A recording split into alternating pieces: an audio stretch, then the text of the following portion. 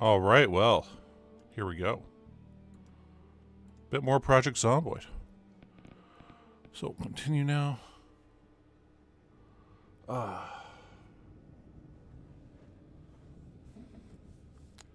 feeling much better from yesterday, and I feel like today's going to be a normal stream again. So, whenever the A26 textiles pack, whatever, loads up.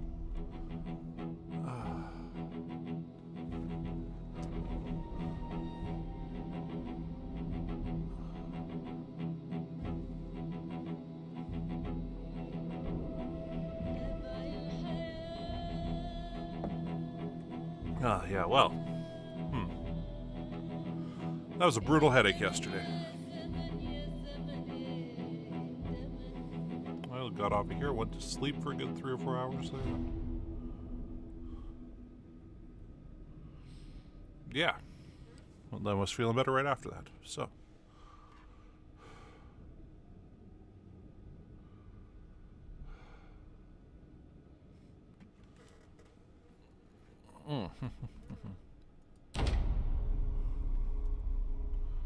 Hey, you know what? I'm feeling pretty good today here too. So, yeah. So we're about ready to just go out for the next day here. Let's eat some canned carrots. So yeah, we looted the grocery store last time.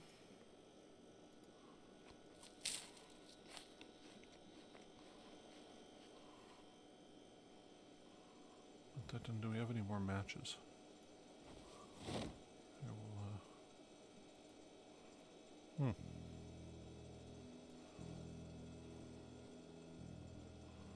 So grab them, like grab one. Okay, yeah, there we're good.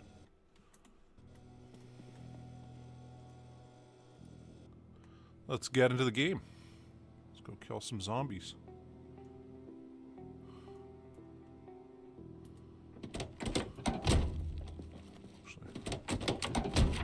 So let's look at the map quickly.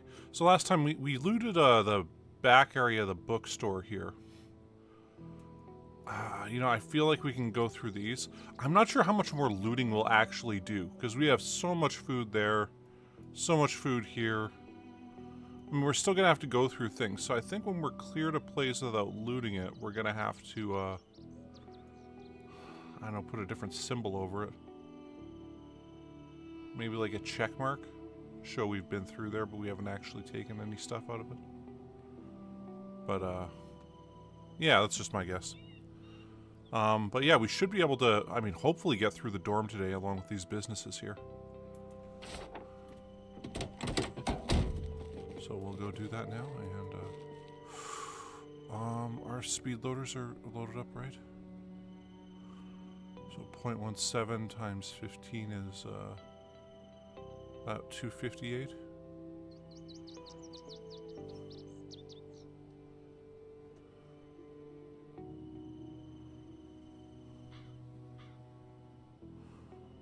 Well, I don't think that's right. 150.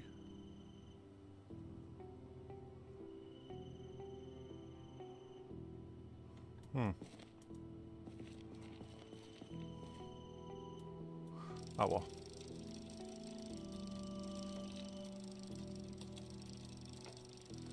Whatevs. Oh. Need to have a smoke here while we're on the bike. Oh, we got our first air. Isn't that awesome?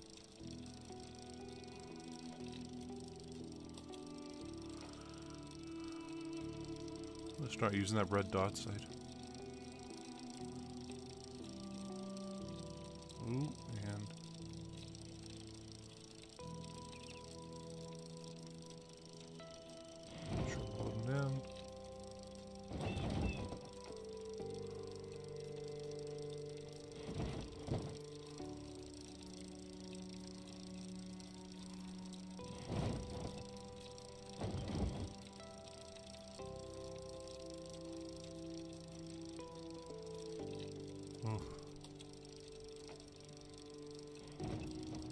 big trail of death everywhere. Kind of want to avoid the dorm for now, just because there's all those bodies in front of it.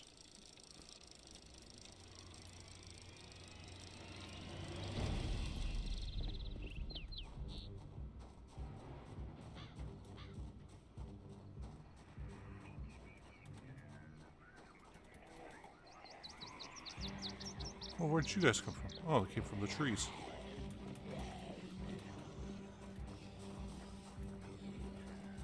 Pretty sure I'm gonna come out those windows on us. Kind of keep an eye out for them.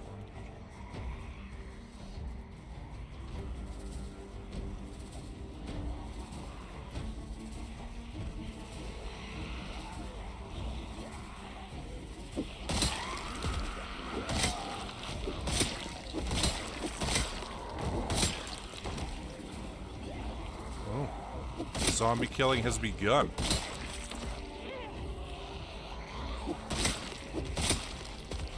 Anyway, yeah, it was kind of a funny weekend for stream because, like, once again, really, I thought I was going to be off for a while, and then it turned out to be just 2 days, and then kind of coming back, some mini streams.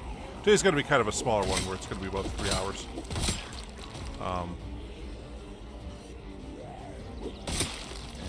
Yeah. You know, just I gotta let myself just ease back into it. Ooh. No, this rebar one's almost destroyed also.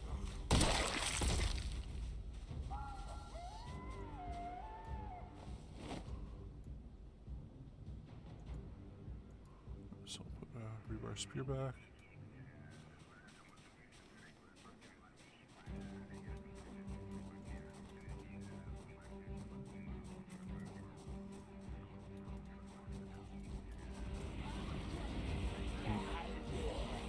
Anyway, like on Saturday when I got up to stream, all the clocks were off because there'd been a blackout at night.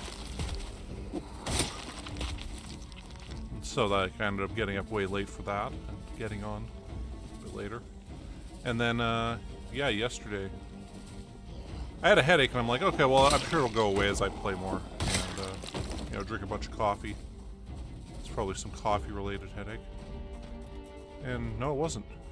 It was just one of them histamine headaches I get from time to time.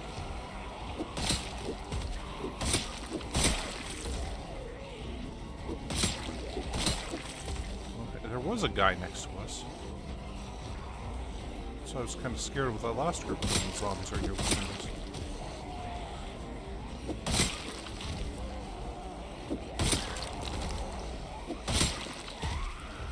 Hey, let's strip. Morning.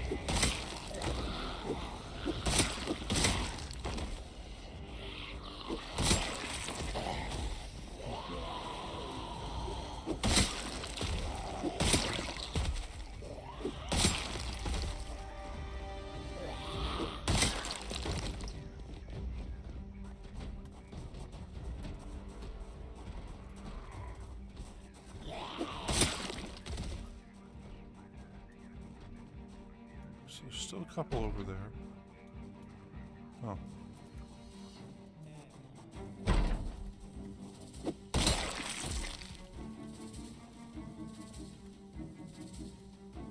It's a post office, okay.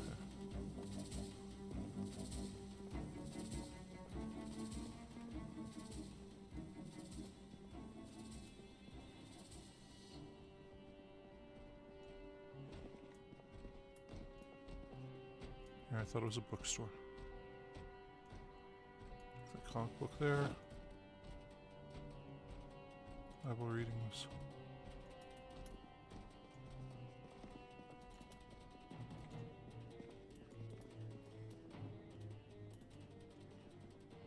Oh yeah.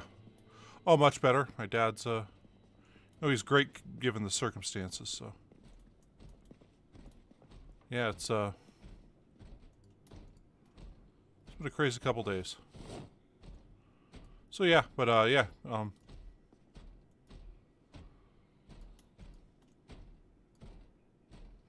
he's back at home and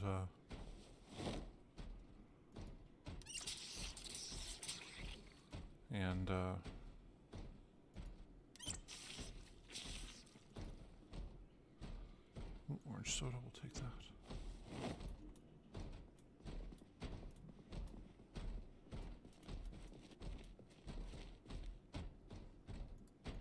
Leech and whatnot.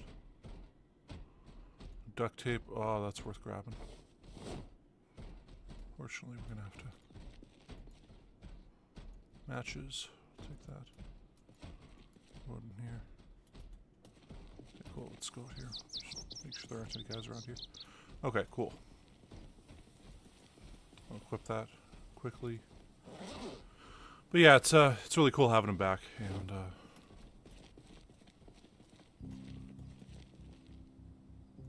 yeah, I mean he's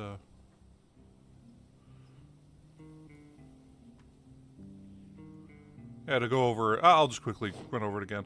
So yeah, he had what's referred to as a TAI or a TAI, but it's a temporary something incident. Oh, I forget what the A stands for. But essentially, it's like a micro stroke, whereas like a stroke is a brain clot that you know blocks the ability of the brain to get oxygen completely for you know a fair bit. This is like a brain clog, where it's like the oxygen to your brain is kind of cut back on temporarily. But it's like think of a drain that's completely like a clot would be 100% clog that you can't possibly get through, whereas this would be like one that lets a bit of water through still. And that, so yeah, so it was like basically his brain was getting less. Okay, let's go up here. What's going on? Okay, so yeah, it was like his, oh sweet, water cooler. His brain was getting less oxygen than normal in a certain part of it. And so it mimics a stroke, and it's a very serious thing because it's like, it's a precursor to a stroke. Like somebody's about to get one, like it's just going to clog more and more if it isn't dealt with immediately. And luckily it was dealt with in, you know, enough time to stop it from being a permanent kind of thing. We're going to kill these two zombies. Where are they?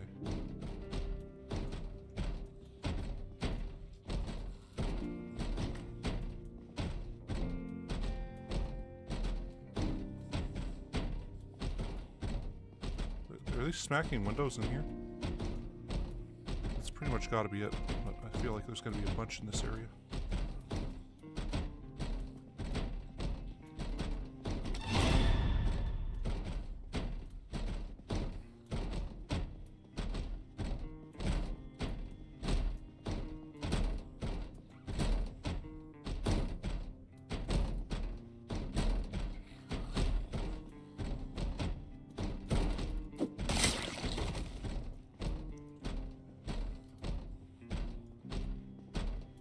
Are they both just in that toilet there?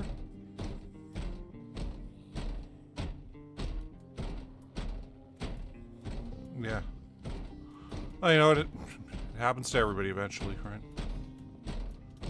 Okay, they both got to be in those stalls there, right? That's...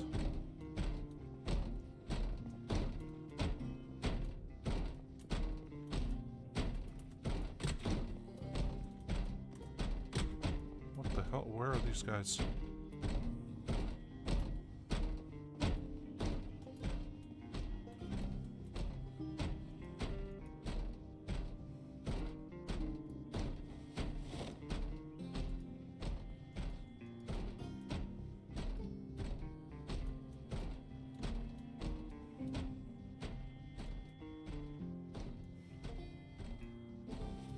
Just, we don't even need these lighters that bad. I'm just concerned that a big horde's gonna come upstairs some random time here.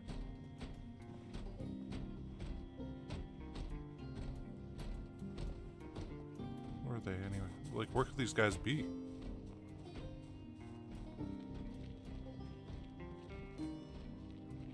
Is there some other bathroom in there that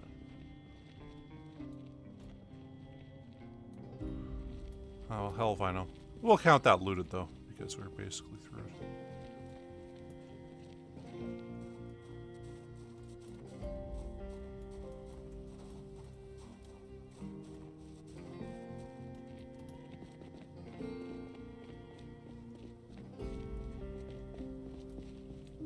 I think we're able to go in here.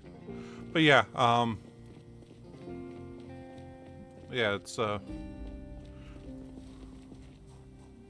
really, it's as good as it can be, so,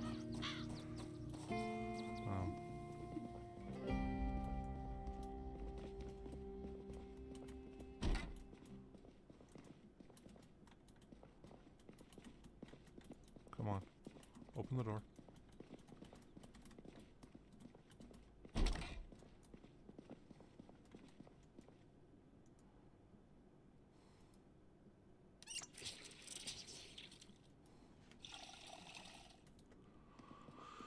Ah.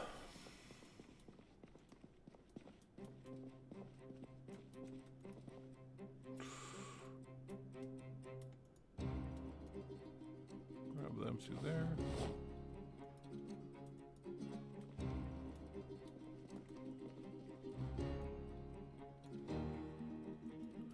Yeah.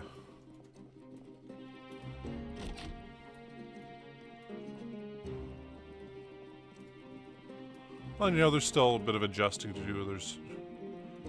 I mean, you know, Dad's just got home and, like, you know, I know him. He's gonna want to, like, get back to doing things normally, kind of thing. And,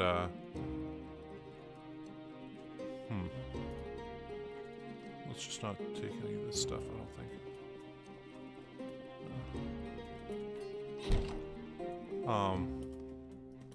But it's sort of realizing, trying to get him to, you know, take things easy for a while is, it's going to be kind of difficult, and then, you know, he's not going to want to do it.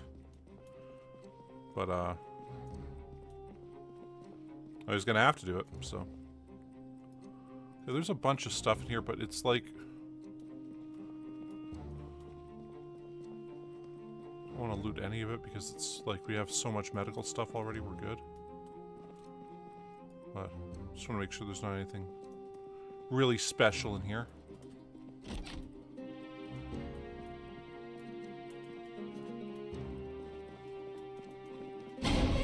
Holy shit. Holy fuck that. Oh my god. Wow. Oh. Oh, okay. Sometimes, man, the jump scares in this get you. Oh, oh. Okay. Oh. Holy shit. Okay.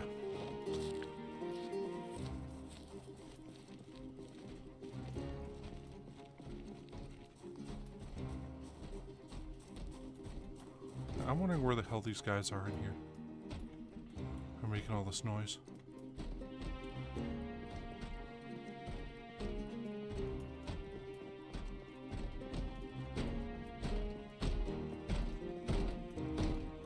Oh, they're in here.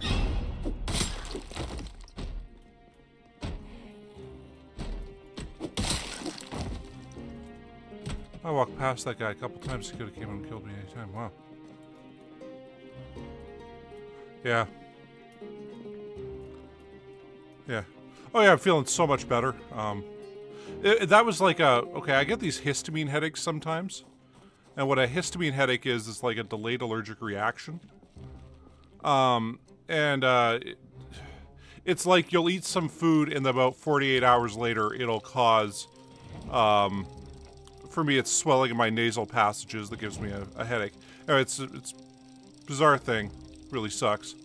The only way to really figure out exactly what it is that's doing it is to give yourself an elimination diet where you cut things out completely. Ooh, that's a lot of zombies. Pop off here and we'll get you guys. Anyway. So, like, you know, back when I drank, draft beer was particularly bad for it, and I've kind of realized sulfates are a major kind of problem for me, which is a preservative put in a lot of things. It's kind of suck giving up, like, pesto sauce, amongst other things, because it's, like, really pesto sauce. And yeah, sulfates. That's that. But the thing is also, I can have some and be fine. It's sort of like, the way to look at it is like filling up a sink. And like eventually it'll overflow, so it's like I could have like, say, pesto sauce pasta, and provided I have nothing else that causes problems within, say, 72 hours, I won't get a headache and I'll be generally fine. But anyway, that stress can cause problems too, along with the weather and stuff. So I mean, kind of stressful week and everything, and yeah, I guess it just led to that, and It feels a lot like not having enough caffeine also. That can kind of, it feels similar along those lines. So I figured yesterday when I started streaming, I'm like, okay, well, I'll have 2 cups of coffee, drink one right before the stream, and, you know, those will kick in about, 15 minutes into the stream. And then I'll, not have a headache anymore. And then it wasn't that. It was histamine shit. And I mean, for that, I mean, really all I can do is lay down and wait for it to pass. So that's what I did, and it passed about 3 o'clock, and I was fine again. And yeah, really sucks. I could take an antihistamine for the rest of my life, and oh, jeez. Okay, cool. There's a bunch of stuff here.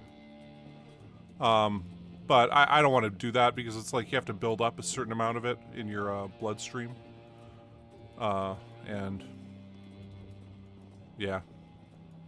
So yeah, I just try to avoid things that cause those problems. I don't eat craft dinner anymore because of that. That was I found one of the major kind of triggers. I don't know why, but yeah, it was craft dinner. Would result in me getting headaches like the next day or the day after.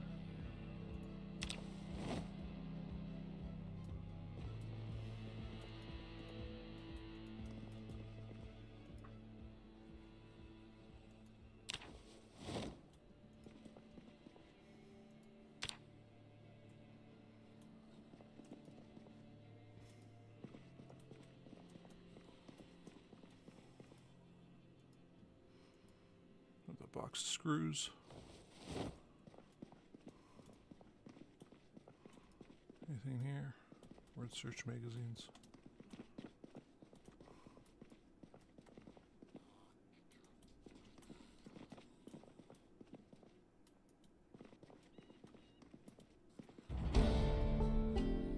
Box of nails we'll take. That we gotta break into, I guess. I would have swore I heard a zombie around here. I'm just gonna run back here and kill him. Okay, maybe he's in there already. But yeah. Yeah, it's it really sucks because it's like it's there, it causes this problem, and then it's like, I mean, I can't ever quite just work through it. It's like I really do have to sit down and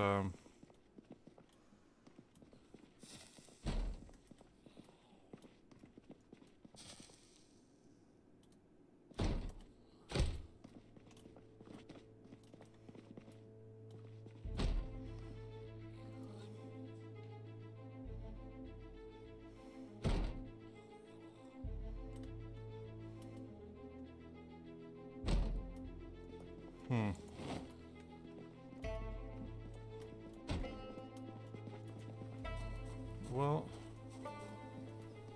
I mean, we can't really get through those doors currently. We need a sledgehammer for that. There's one on the bus, but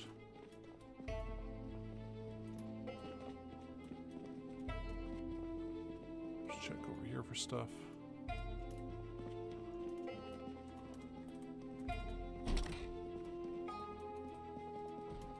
Anyway, I was pushing it too much. Like you know, there's that point where it's like you just gotta let yourself be, you know, be sick or whatever out of it. I was just like, I was eager to get back to you know, streaming for you guys, and wanted to just essentially was trying to pretend, hey, everything's fine. So, you know, it's saying, you know, news is as good as it gets is one thing, and then accepting that, hey, like, you know, things are going to be wrong for a little bit, and then you'll be able to get back to normal, and, you know, yeah, that was something I should have just kind of let myself do, but I pushed it, and yeah. Had my old nemesis, the histamine headache, come back, and yeah, I mean, it was for me, it was a while of, you know, trial and error, figuring out exactly what it was that was causing these problems. I'm gonna say I used to love craft dinner, so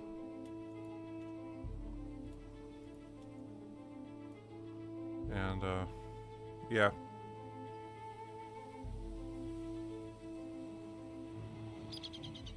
Well, you know what? We're gonna have to go deal with this guy.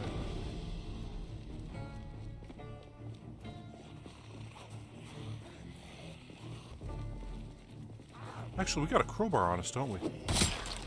Probably use that to open the door.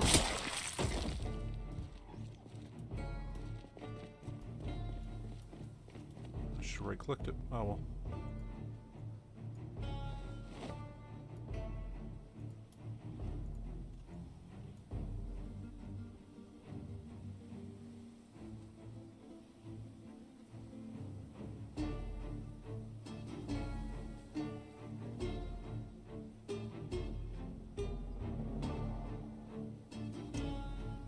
I'm starting to get a bit tired. It is only 4:30, but...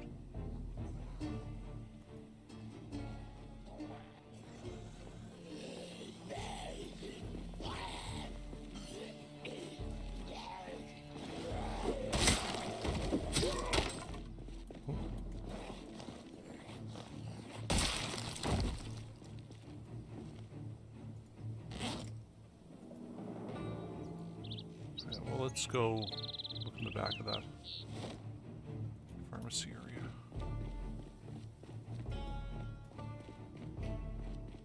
Oh yeah.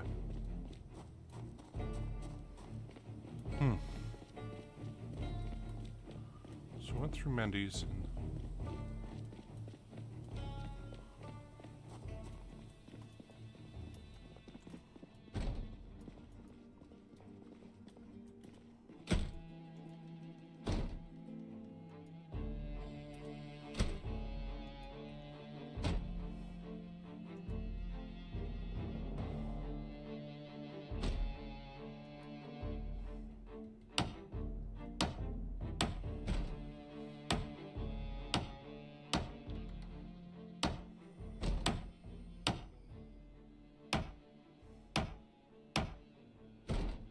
terrified of some zombie coming through there.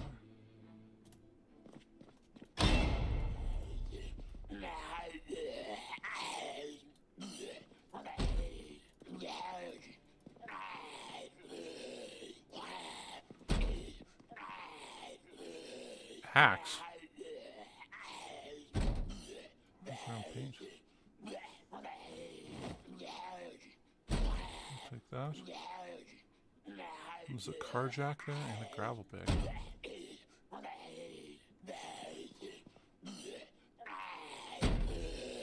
Yeah, you know, I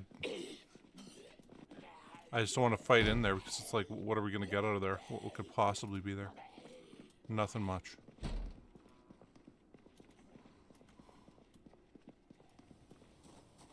Okay, well, it's going to be an interesting one to mark down on the map, but yeah.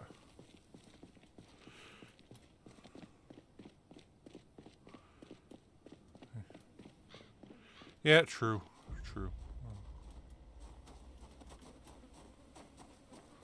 But yeah. And yeah, it was actually, I really wish I remembered the name of it. It's like a TAI or an ATI or something like that. Which is like a stroke, but it's more like a precursor to having a stroke than a stroke. And, but it's like, you know, strokes where you have a clot that completely stops blood flow and oh shit, it's kind of tired here. This is not a good idea. We'll use the gun, I guess.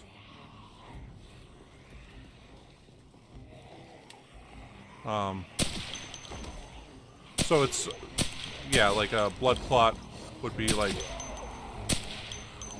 all blood being taken off there, whereas this is like a blood clog where it's like there's a big reduction in the amount of blood that's reaching parts of your brain.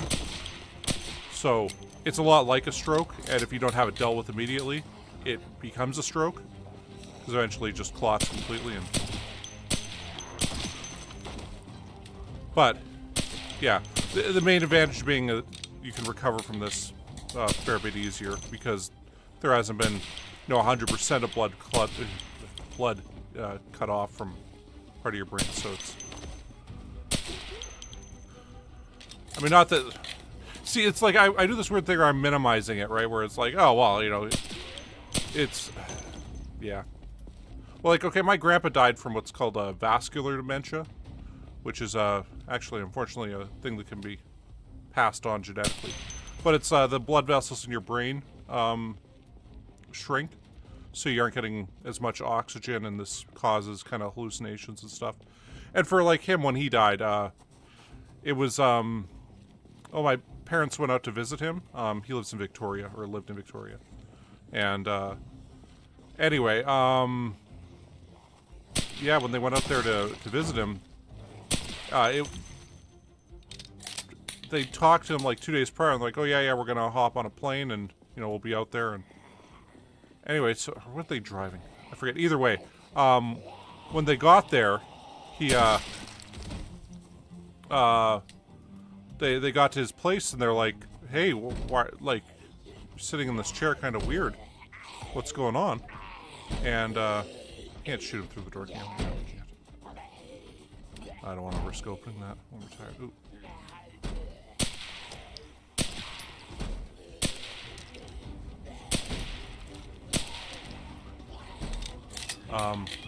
Anyway, and yeah, they basically, I mean, they found him in like a puddle of his own urine. He was sitting there not knowing what was happening.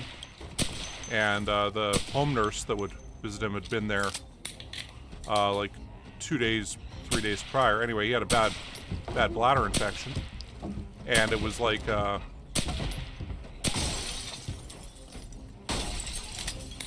heard you. Yeah, I knew you were coming. Anyway, and then it was like, you know, if my parents hadn't gone out to visit, he'd have been sitting there for 2 or 3 days, and he'd have been dead by the time they'd arrived. Like it was one of those things where it's like, well, hey, at least he's alive. But they kept saying, like, look, we were like, oh, geez, I want to talk to Grandpa, and like, no, you can't. I was like, what do you mean you can't talk to him? It's, well, he doesn't know what's going on. Like, he doesn't understand that he's got grandkids. He's been asking for his mother, who's been dead since the mid-70s. You know, this was like 2013, 2014. And like, just had no idea what was going on, thought he still lived in a different city and all this stuff. And would just lose track of the conversation within 2 different, like, sentences being said after whatever had just been said. Like, it was just, they were like, you know, Grandpa would want you to remember him how he is. This isn't Grandpa. This is just, you know, this is just some shell of who he was. And yeah, and it's like he won't have any idea who I am if I try to talk to him. Can't hold a conversation. Just be very confused all the time. And yeah. Anyway, so he ended up lasting a couple more months before he unfortunately died as a result of this. I mean, he was like, you know, he was 96 or 95. So, I mean, you know, he lived a good long life and everything. And, you know what, we'll just go up here. We'll kill as many as we can with the bullets before we go back to the bus.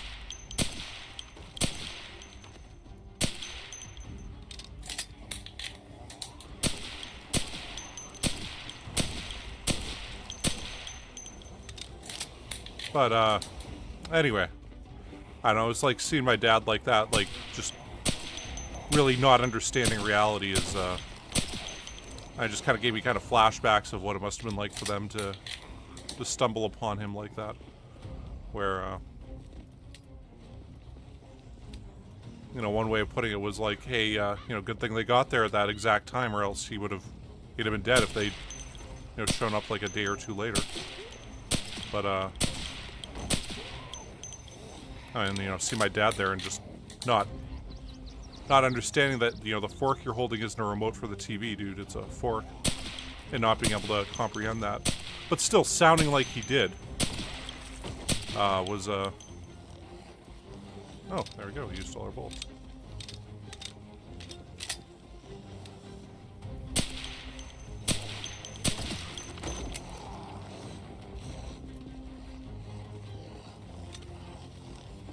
I just gotta accept the... I mean, I don't want to be like... I find that the word trauma is kind of overused, but... It was kind of traumatic, you know? Like, I just... not what I signed up for when I woke up that morning. And, okay, cool. So we got that done. We got all that cleared out. Let's grab our bike and head back to the bus for now. So we are super duper tired. When you're very tired is when bad shit can go down.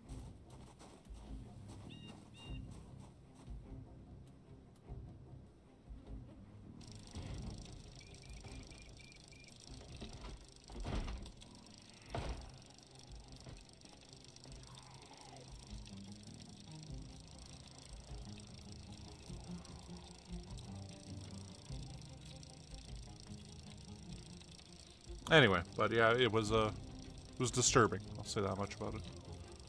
And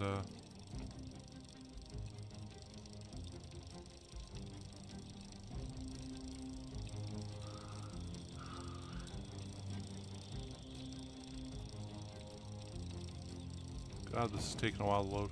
Just so many bodies.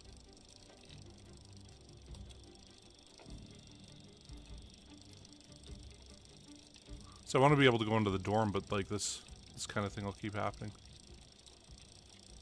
until we rid of some of these guys.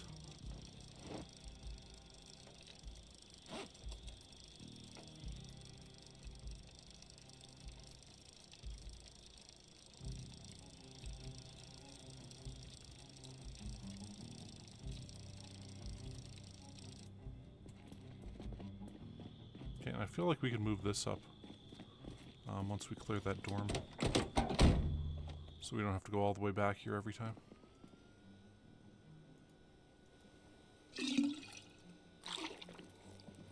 Okay.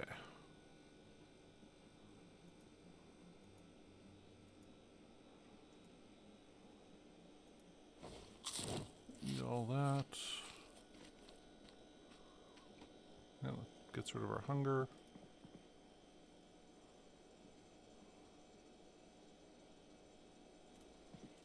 Well, let's go to sleep. Alright,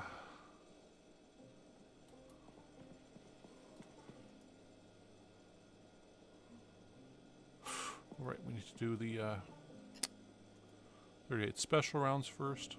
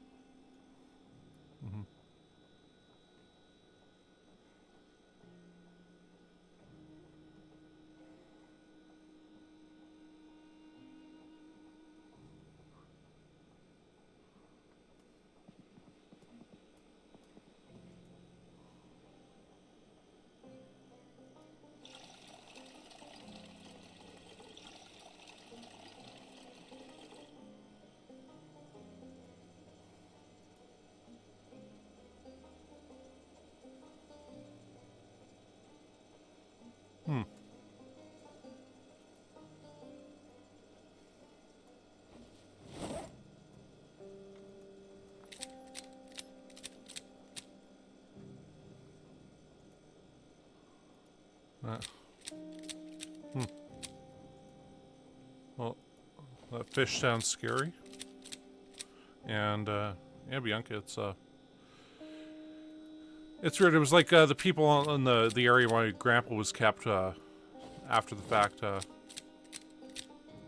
yeah, they apparently were like, oh yeah, it was really friendly and all this stuff, and it kind of bugged me, because, you know, it's like, parents were like, no, just, basically, I don't want to say they, you know, forbid me and my sister from talking to him, but they were like, look, he's not him anymore. He's somebody else now.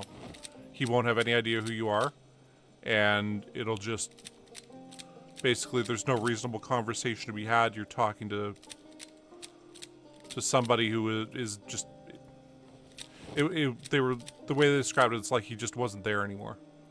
And, I don't know, part of me wanted to be like, oh, I want to see this for myself and stuff, but, I don't know, a friend of mine, his grandpa had Alzheimer's, and, died when he was, like, 10 or so. He always told me about just how traumatic it was talking to him once when he was 8, because, his wife had died, Actually, yeah, let's go 6 peers. Had died, you know, years earlier when my friend was like 2. But yeah, when he was 8, his grandpa was like screaming at him, demanding to go to speak to his wife. Well, it's like he's an 8-year-old kid. He doesn't understand what's going on here and stuff like that. And you know, having him describe what it's like to deal with people with these kinds of issues like that just how horrible it was for him. Learn 2 things. You know, one, never leave a young kid alone with somebody who's got severely progressed Alzheimer's, because it can go kind of bad and traumatic.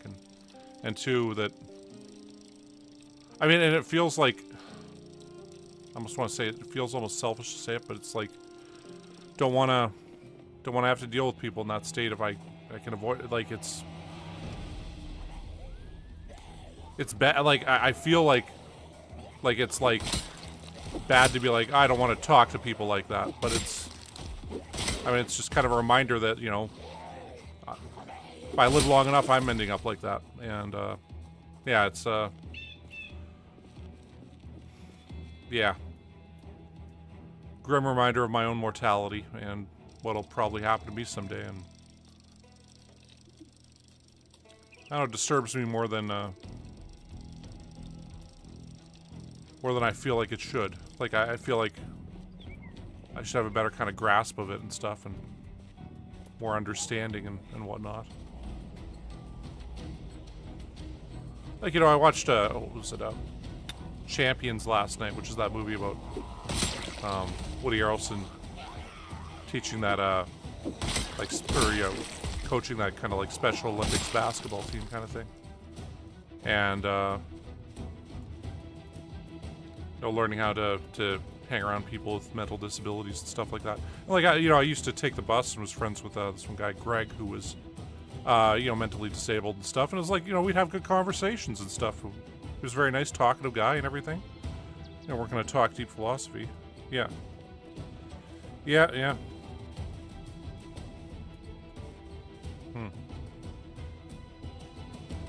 Yeah, it's...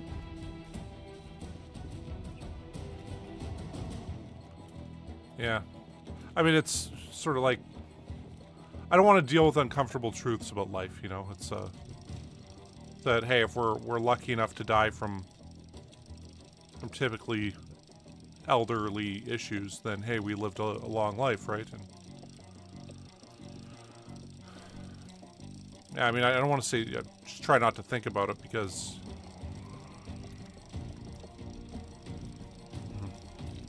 you know, really, I don't know what I'm saying, except that I gotta acknowledge, hey, I'm uncomfortable with it. And, I'm comfortable with it for non-logical, subconscious reasons. That,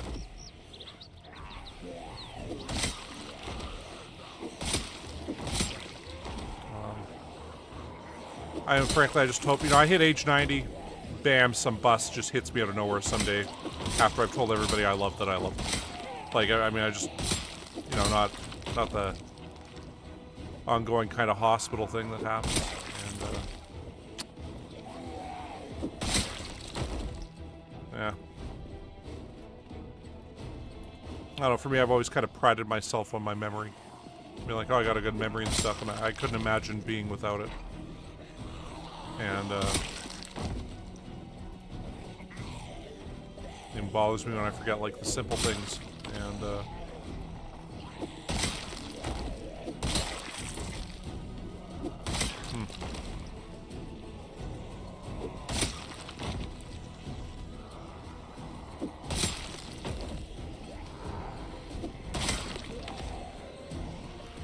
yeah.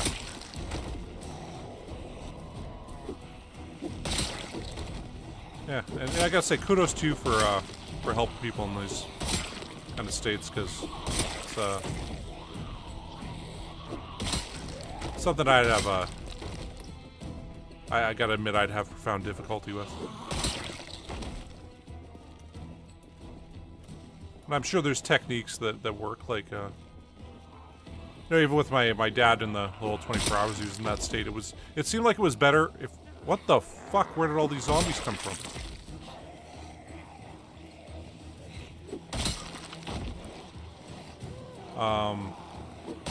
It was better rather than telling him things he can't do. It was like giving him something to do. It seemed to really help. And I'm sure there's other ways that, other things people have developed that are techniques for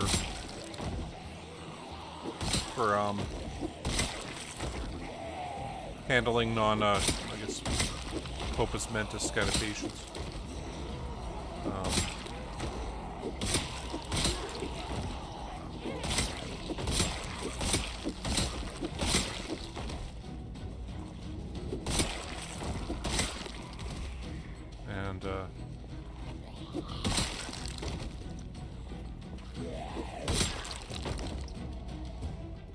What the hell? Like, there's so many zombies here now. What the heck happened?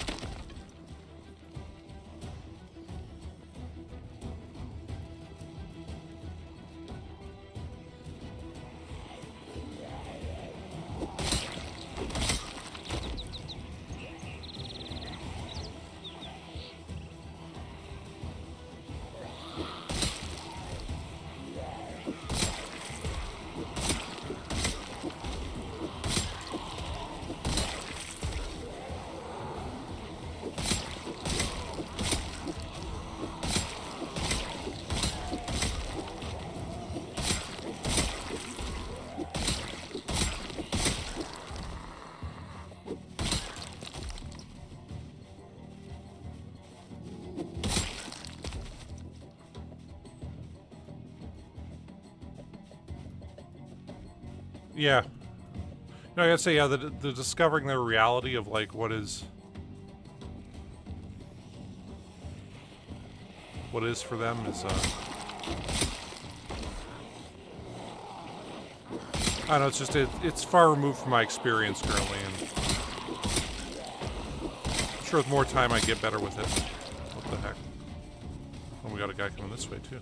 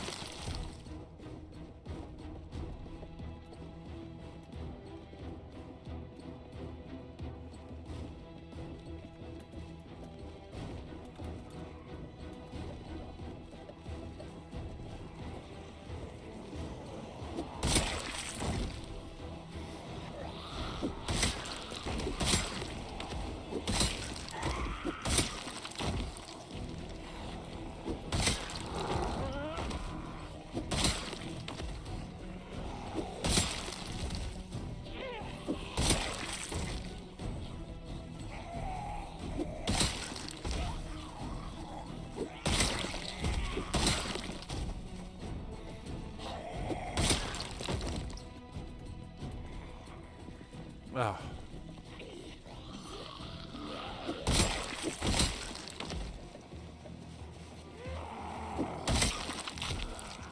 I also want to be like, hey, no more of this depressing talk. We're here, we're vibing, we're killing zombies, everything's all good. You know. It's like, I'm not sure if you guys have seen Don't Look Up, but there's that great part where they're talking on the morning show and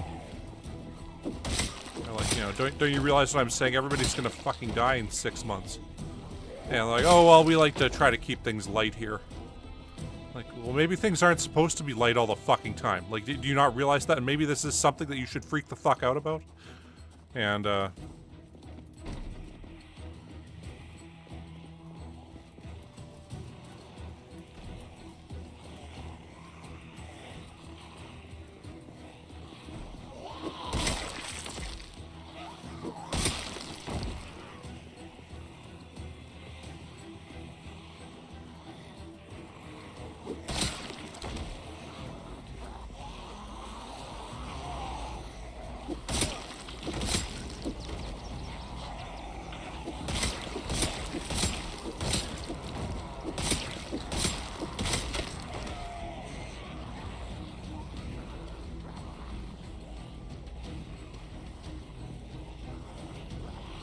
hey, Gort.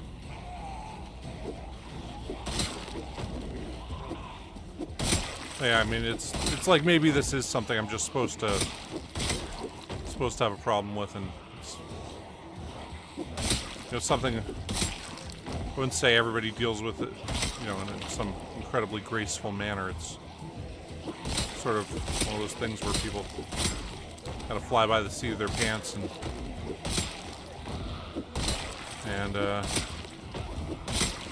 just hope to do as best they can with it.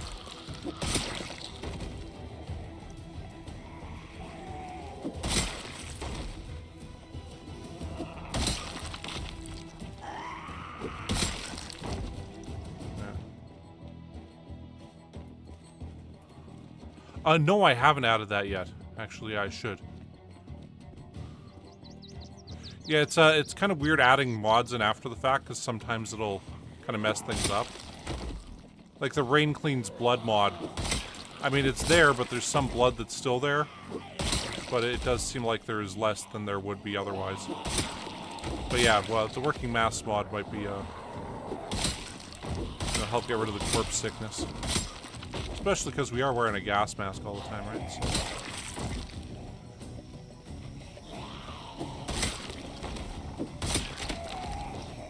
Oh.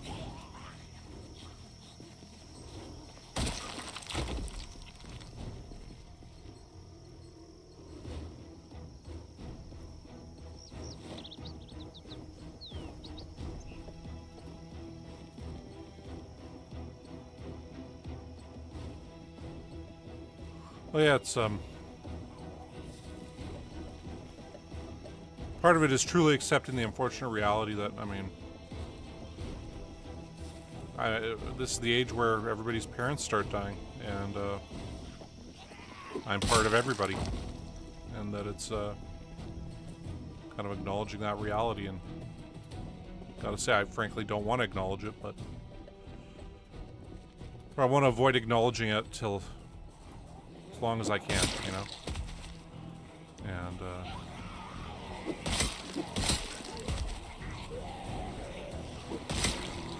oh, shit. Where'd you come from? Mailing a letter in the post office.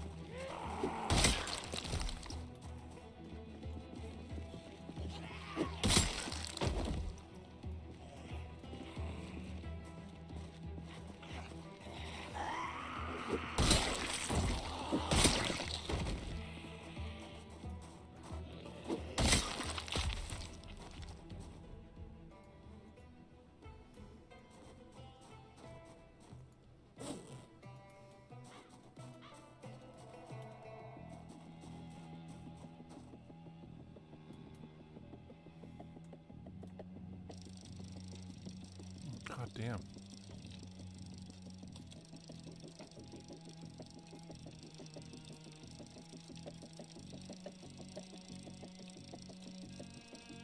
I know we're pretty hungry here. We're gonna have to get down to that trailer so we can eat some food.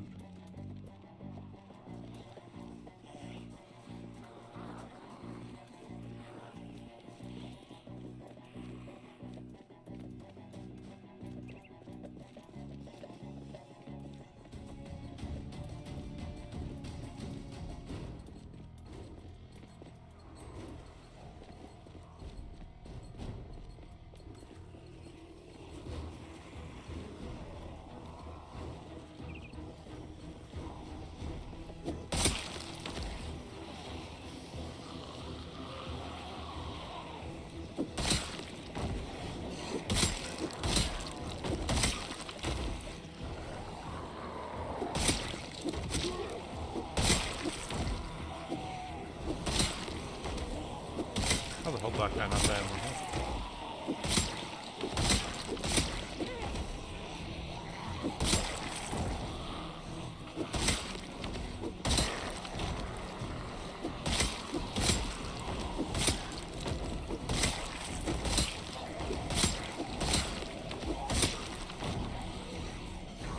You know, it's an ongoing thing. I'm like, oh shit, that was kind of scary having all the fire or 7 of those guys come at us once.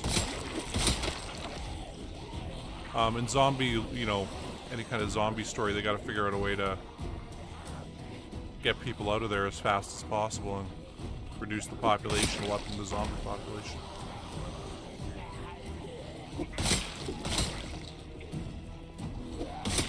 They tend to skip that over, like, you know, 28 days later, they're just like, here's the outbreak, and here's our main character. And, kind of do the same thing here, right? They're just like, here's our main character in the shit.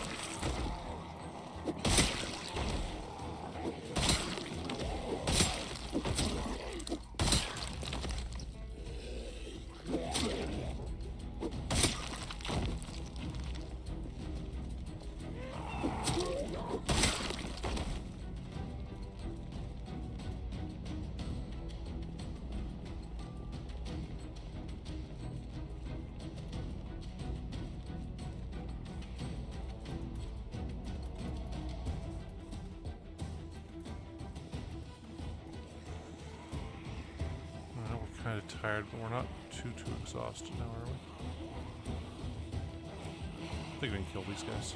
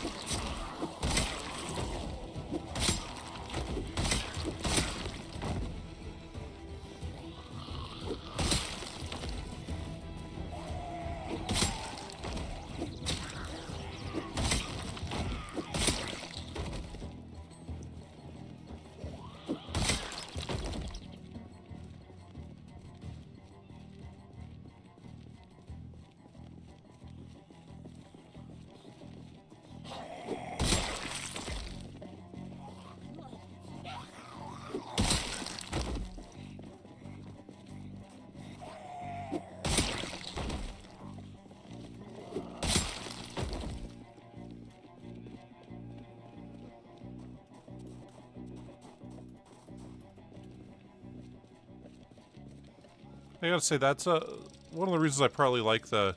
Oh, fuck me. There's just... I'm not gonna be able to get down there to get food.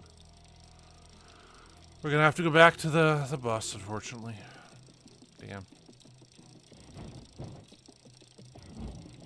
And we're not gonna really be able to bike up here anymore because there's too many corpses now. Actually, if we go down this way...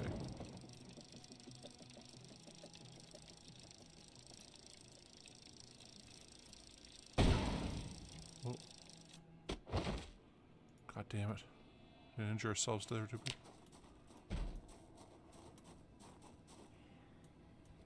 That dude's still stuck in that, pharmacy area, right? Okay. Well.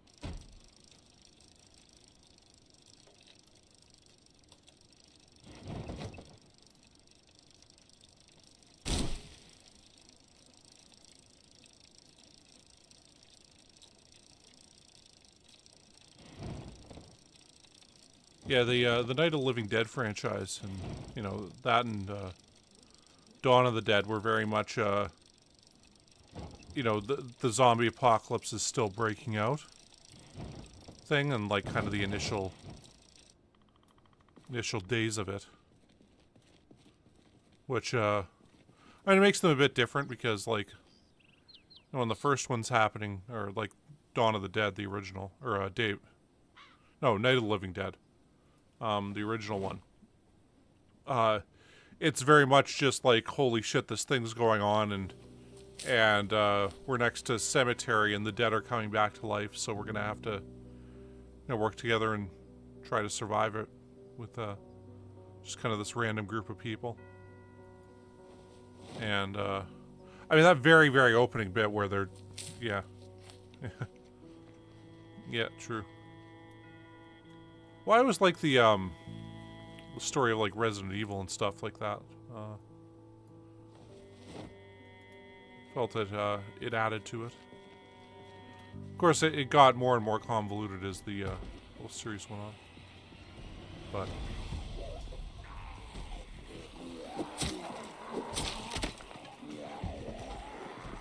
you know what? We're just gonna have to go like this.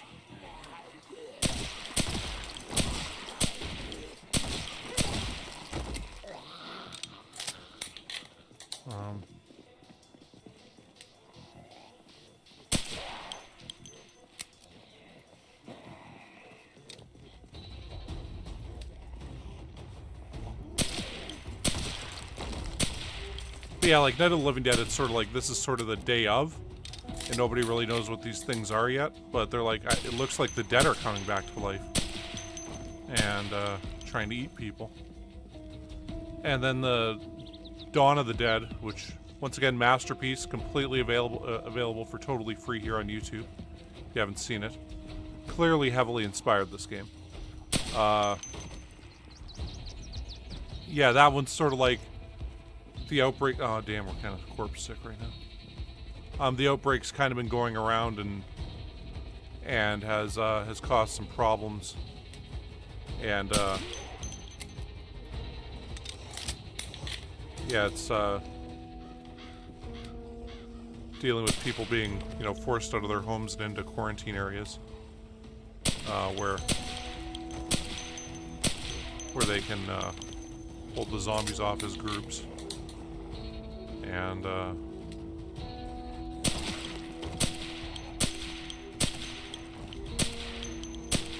yeah, but like that's one thing I liked about those, was very much the like, this is the initial outbreak, whereas like, yeah, 28 days later, and I mean, it's part of the title, of course, but that, or like The Walking Dead, where it's sort of just like, oh yeah, there's just zombies everywhere now, and somehow we all lost control of everything.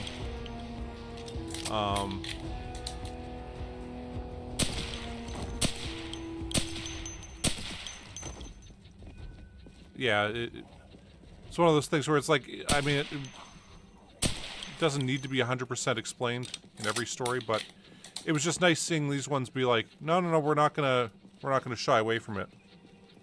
Yeah. Well, Return of the Living Dead was one of the crazier zombie ones. That has one of the better openings of any zombie thing. Or this guy gets this job at this place, like, yeah, you ever seen that movie Night of the Living Dead? It's like, well, yeah. Okay. Got some barrels in this basement. They're sealed tight, but hey, they're what inspired that movie. And they're like, what? And then, yeah, sure enough, when they go down there, there's these barrels that have these corpses in it. And then, of course, they get loose and zombies come about.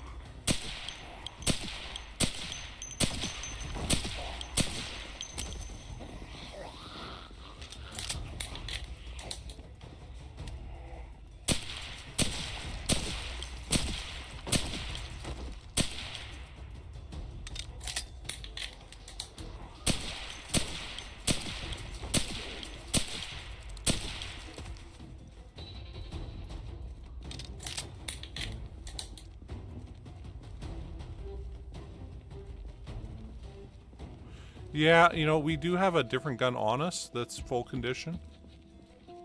But yeah, this one's dying off. Okay, yeah. We have other ones in the bus also that we can use.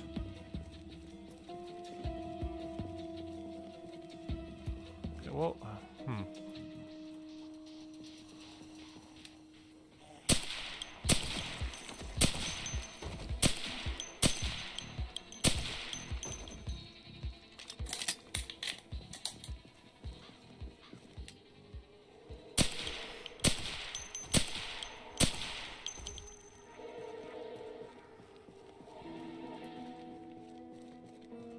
Yeah, well, that's partly the sound of it with the suppressor on.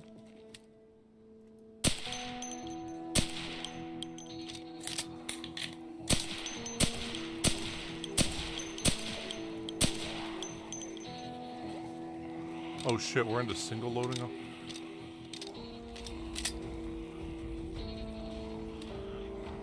Okay, this is way more than I thought we were biting off here. Especially with how tired we are.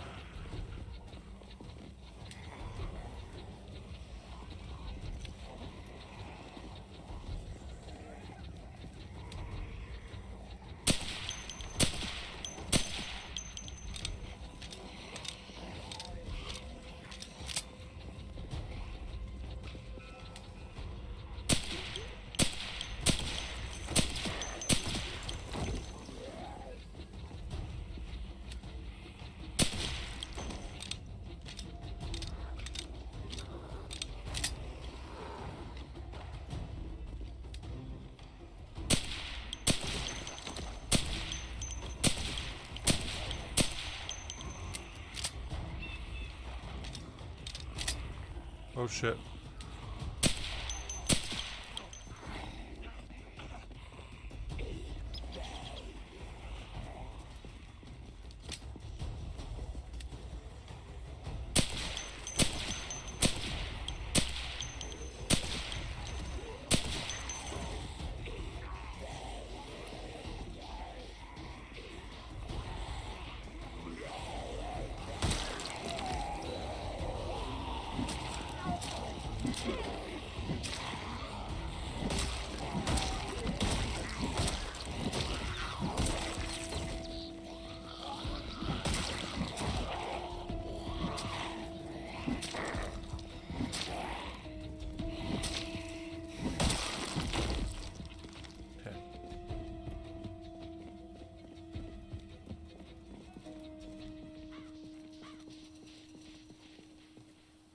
That's there.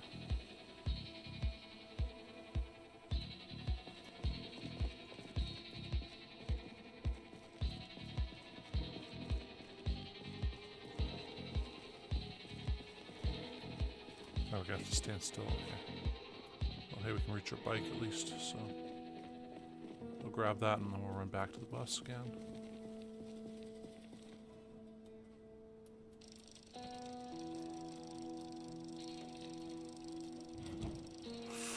Whew.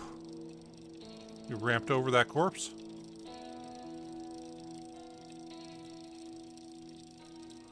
Yeah, we've already seen the dorm, so I feel like that that map thing has gone by the wayside. Unfortunate, but it's how it is.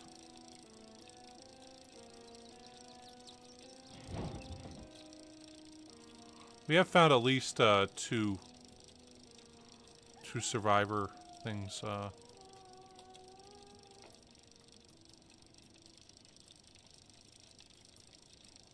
hell? There's another group down there? Okay. We're too tired to deal with them right now.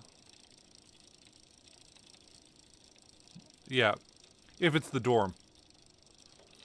But, yeah, we do have a garden fork, but it's been repaired a couple times already.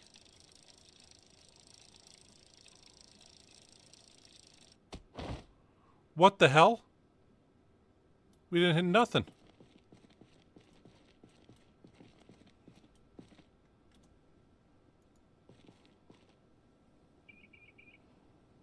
Did something go wrong here?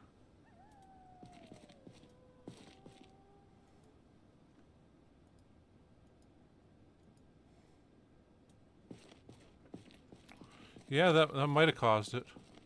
Oh, we can barely walk. Okay, that would be why.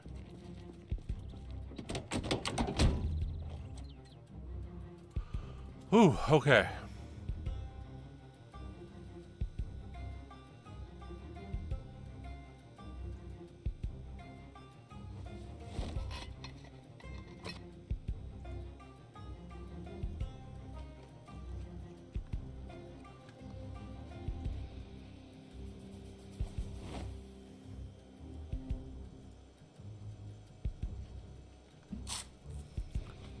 trying to think of some of the other great zombie movies.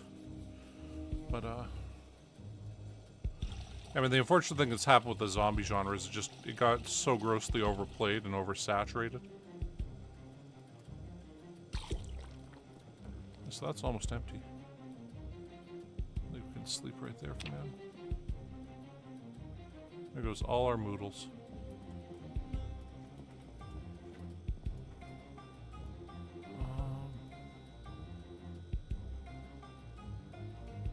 Let's eat some jubes. Just cause.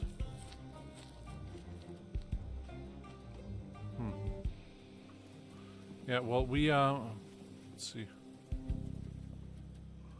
Yeah, so the garden fork there, yeah, repaired 3 times.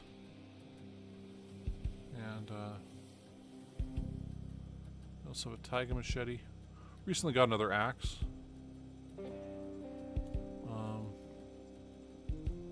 So we'll grab these and them up.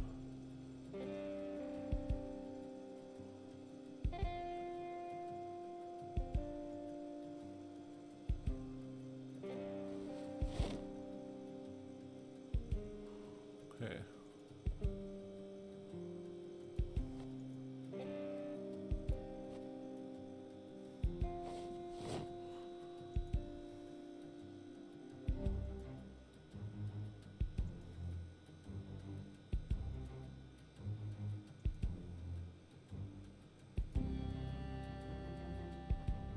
Oh.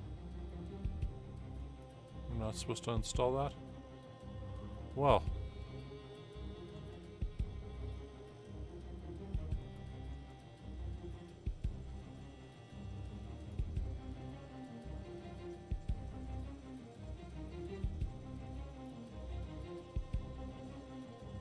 Guess I'll throw those out in a bit.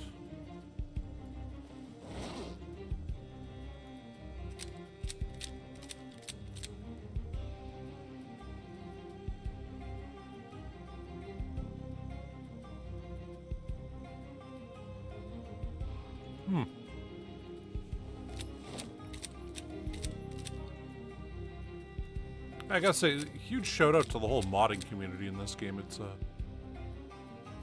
when they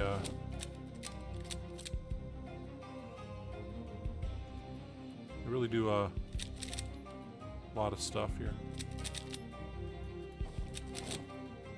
It's like so much of the stuff here is modded in, and I'm sure that's one of the reasons why the new builds take so long, is they don't want to be outdone by some modder who's you know, working with the game and able to make something better in it than they did. Okay, we're gonna toss those there for now.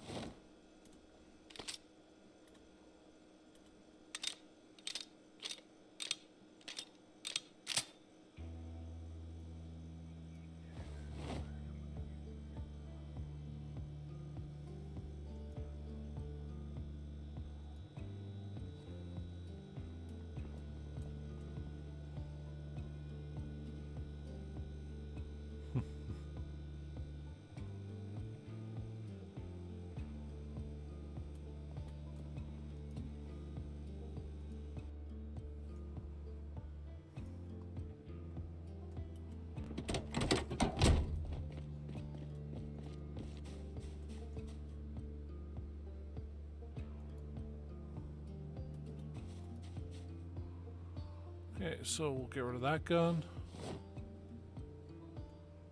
Might as well get rid of the standard magazine because we can't attach to anything else.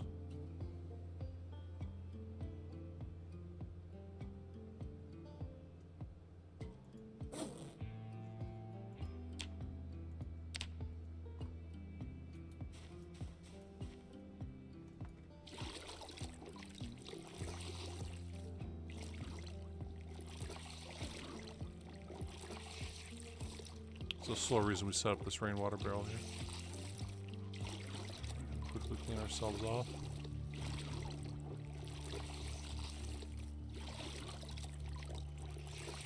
Just kind of sped things up ever so slightly so we can get out of here. Keeping a real eye out for any kind of zombies showing up. Doubt there'll be any, but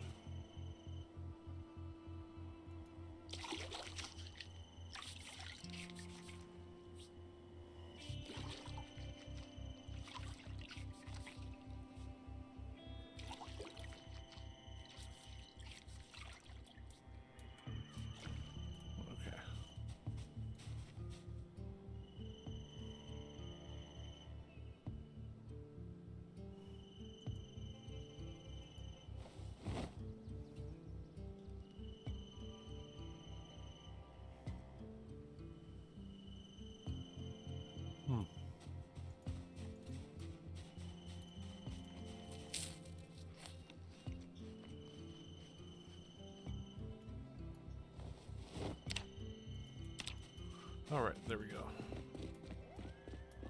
Good to go fight again.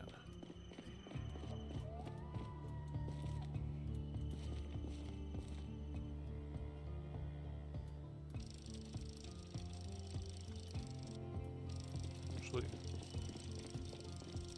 gotta get spears. We also gotta do this. Okay, so we went through both of these. I want to say that's X'd out.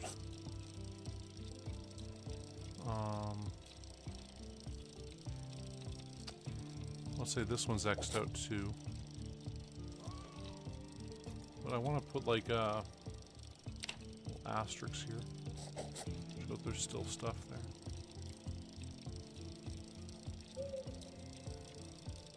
there. And I suppose we could go through these three next. I'm scared about the guys around the community center there. See, that's a survivor house there, so hey, if we can make it there, that'd be pretty awesome.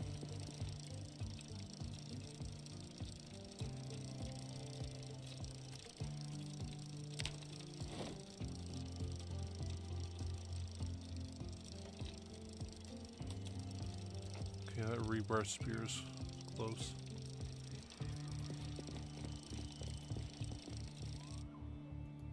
What are we at for this? 19,332. So we should kill that one group down south that we saw before they become an issue.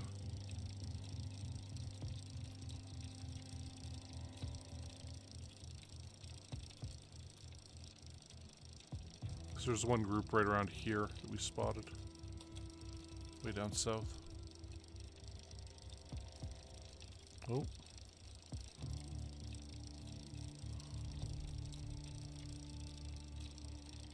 Looks like they're, yeah, there they are.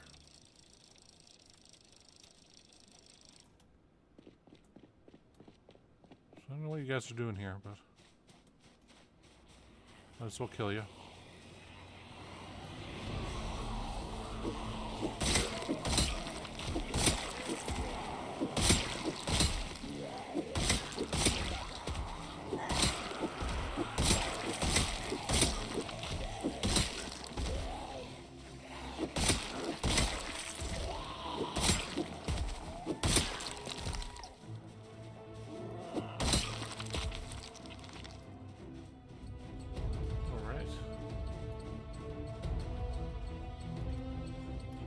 Anymore. It's just, you know, want to keep them there because, you know, next time they'll be out of here in the middle of the road, right?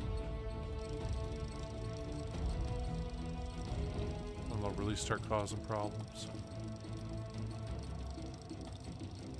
Keep looking over here to see if we spot any, but and once again, rain is supposed to clean all this shit off here. All this shit off here.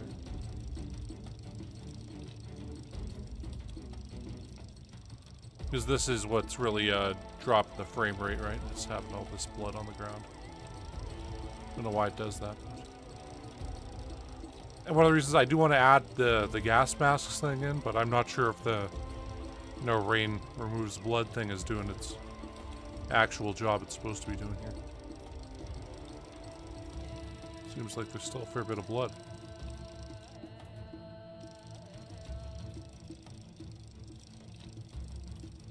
Leave that right there. Yeah, that probably would do it. Oh, we got a thing there. Oh, we're seeing houses over here. Isn't that beautiful?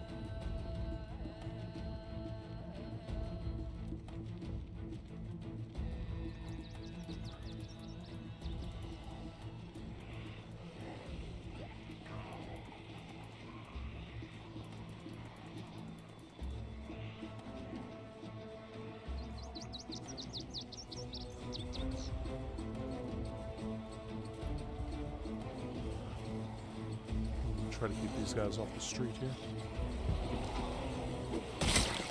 Figured there'd be guys in there still. Yeah, there.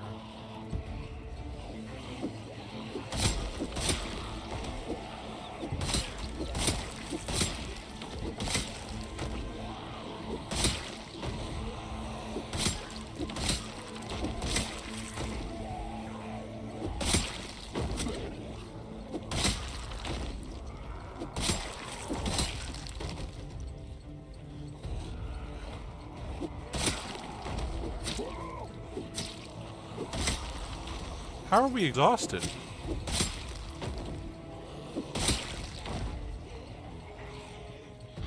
that from biking all the way over here? That doesn't seem right. Hmm.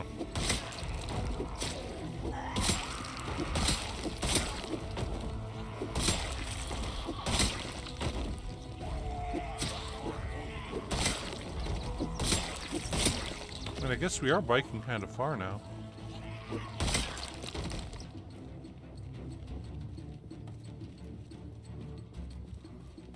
I mean, I'm sure we have vitamins in there too.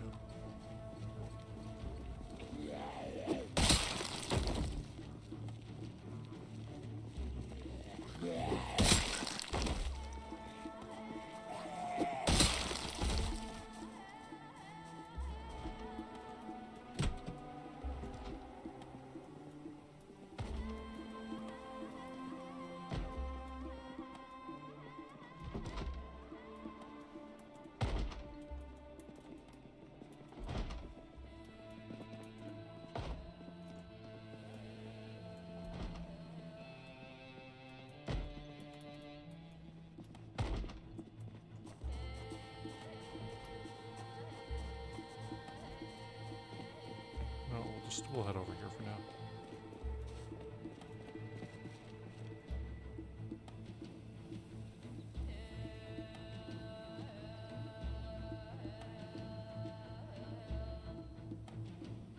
Oh shit.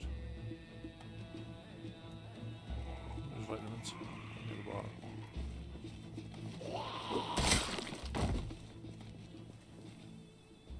Okay.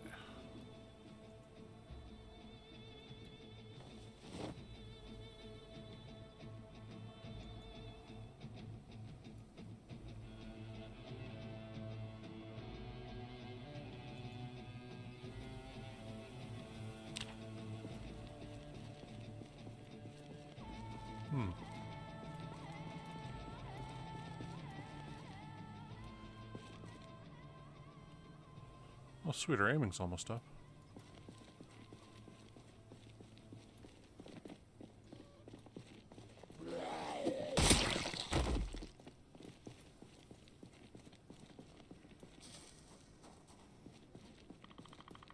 I think it's that we're biking so far.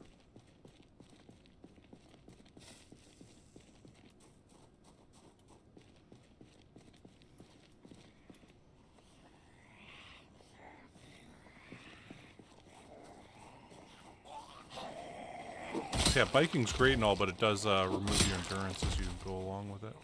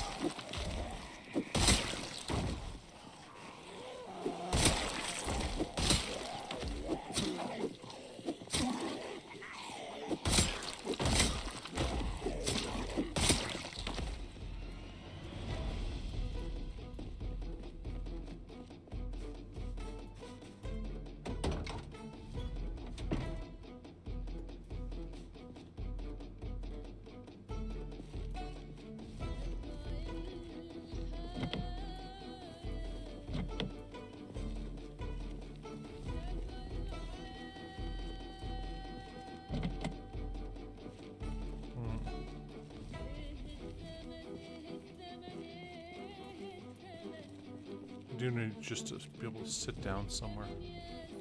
I guess there's places on the top of the grocery store we can.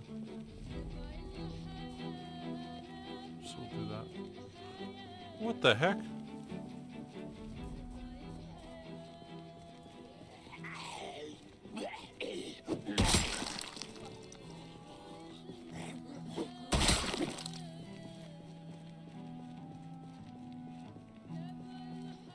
Yeah. I hate crawlers in this. Everybody universally hates them.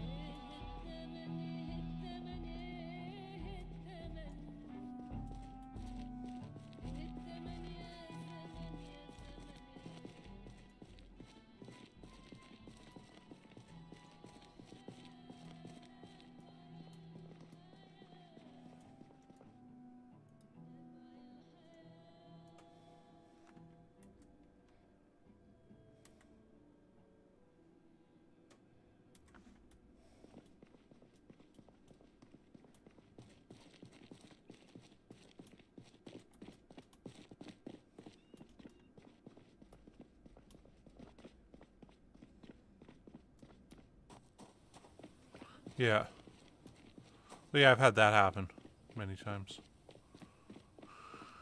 They're swinging at crawlers and you end up missing them. And, like, how the hell did I miss that guy? That doesn't make any sense. I haven't ran into a noted map for quite some time either.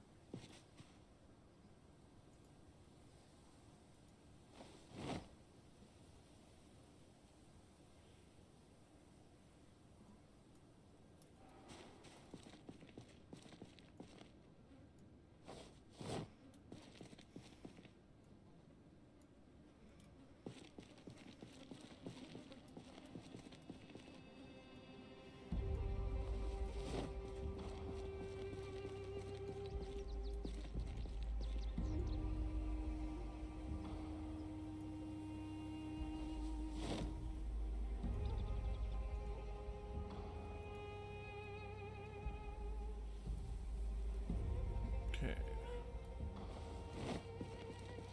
Dump those.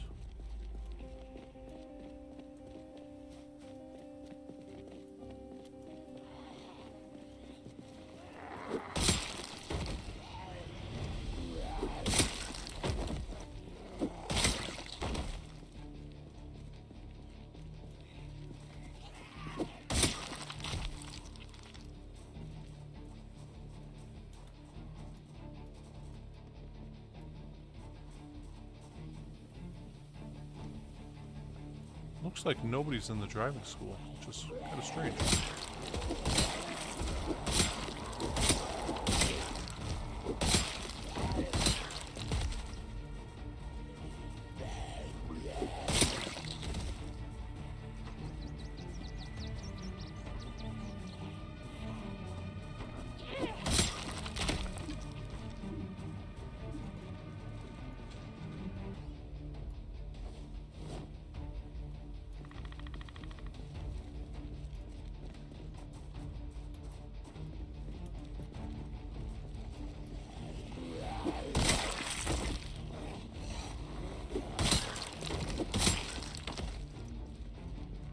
Holy crap.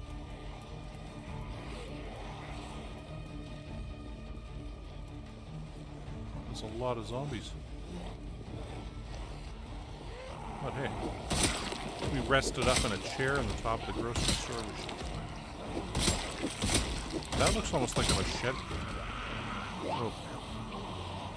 Machete on that spear there.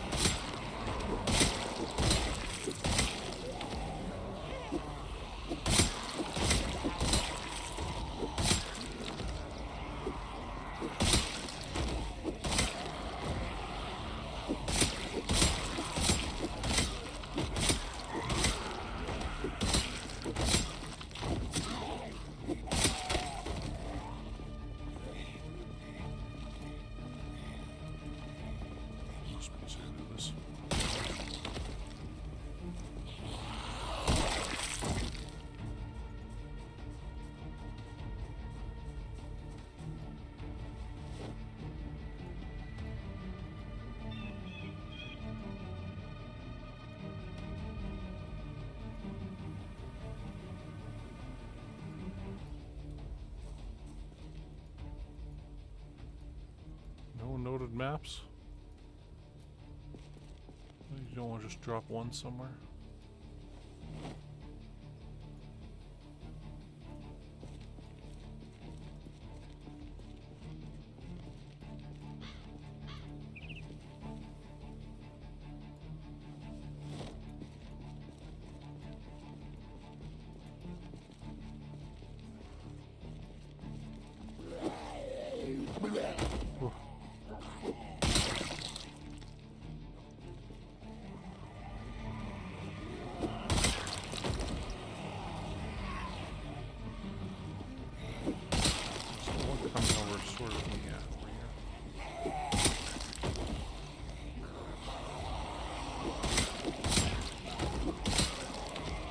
Civic Center here is where the mass of the zombies are going to be from.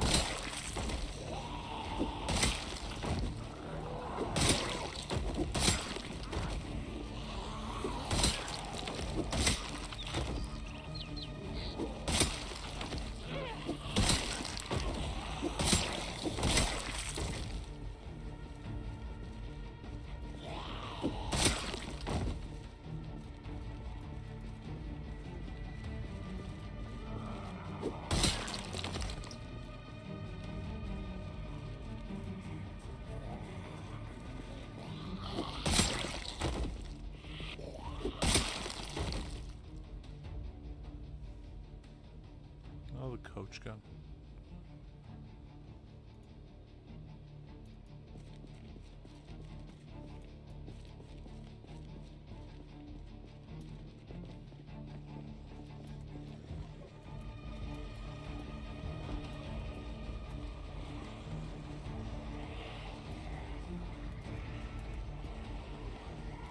Another motorcycle there. Oh, there's one right there too.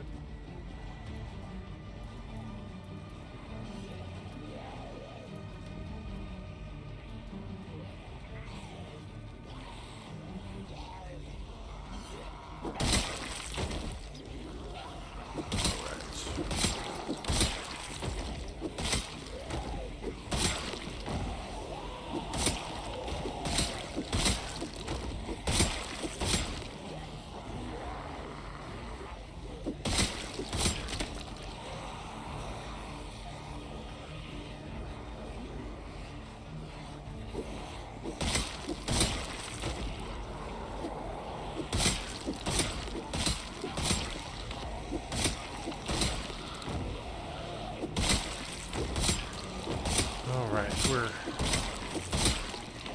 another board down here. Oop. Okay, when we get into that one other animation where there's a bunch of troops around.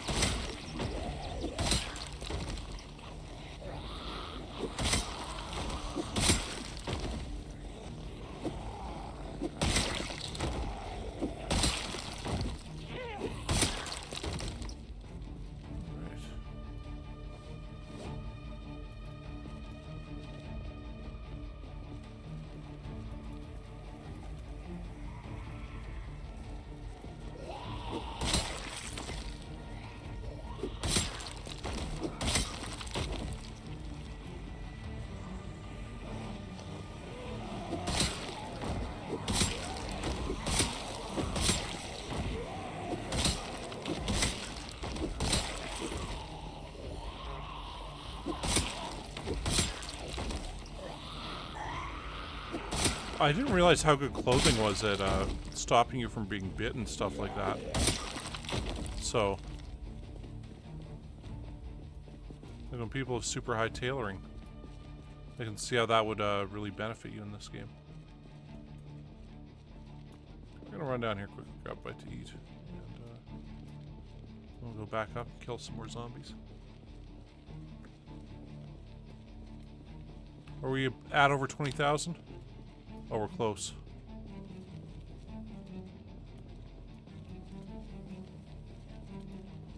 $500 away.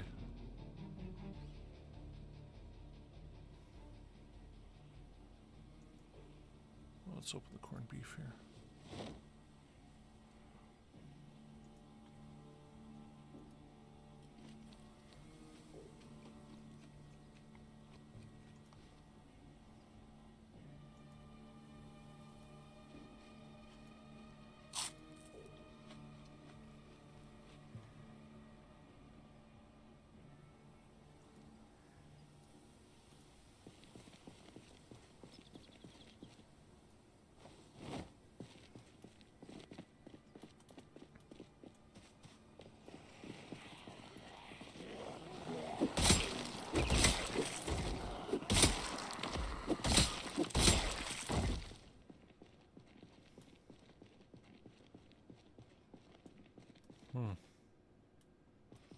So we could take the bus over here and blare the siren.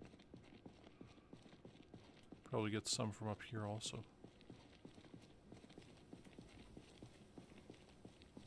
Kind of scared to go in here because I don't know how many are going to come out of that, of those parking lots back there.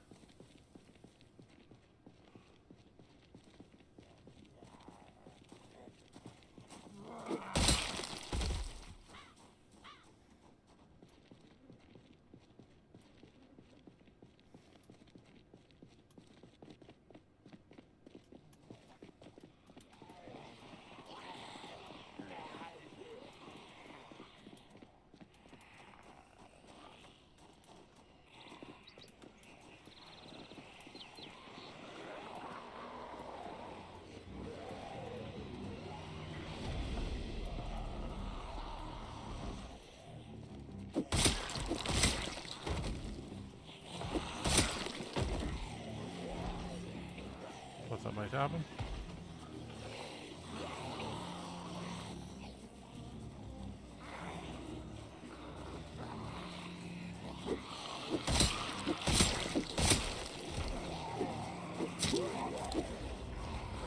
Well, now we're tired? Perfect timing here.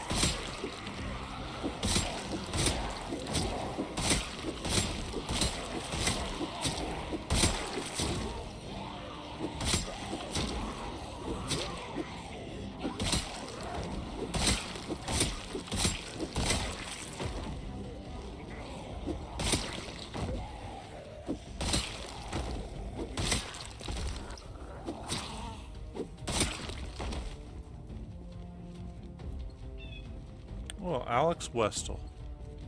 What a comment. You insult my employment status and follow that up with a homophobic slur. That is very original.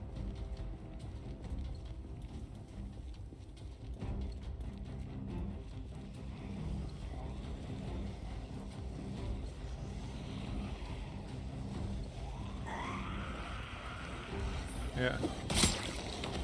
Like, what does he think this is? 2015? Huh.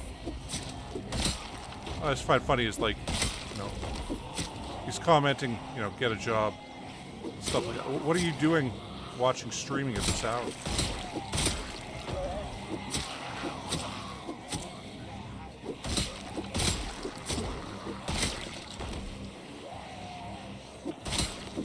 Anyway.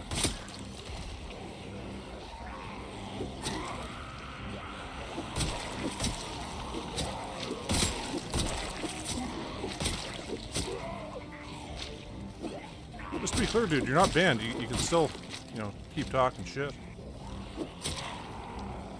You're acting like I don't usually play Call of Duty a couple times. Well, actually, it's been a while. But I mean, I assure you, I've heard far worse than that before. Did he quit watching? Yeah, I quit watching. I think he did.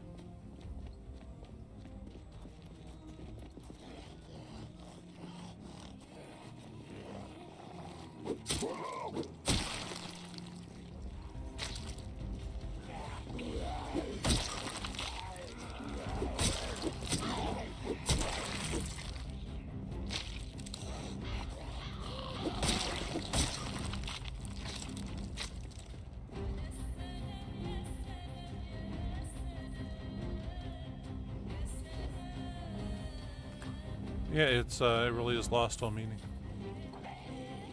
Jeez, I didn't even see that guy there for a second.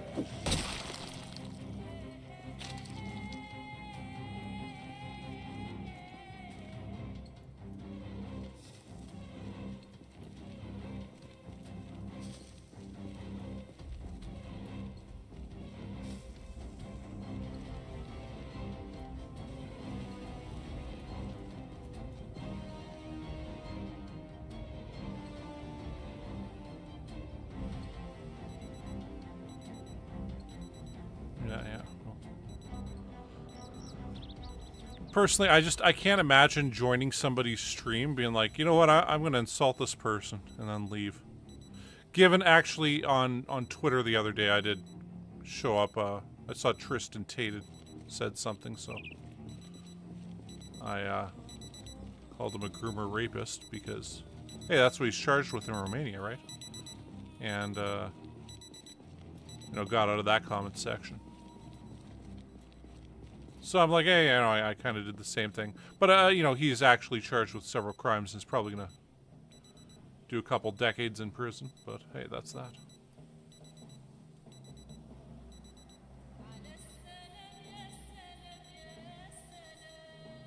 Can we just drink it right now?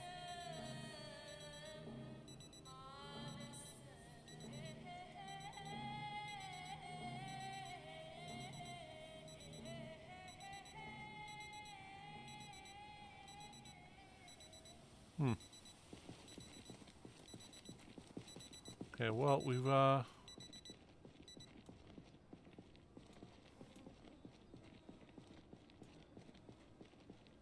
yeah, we should just get back.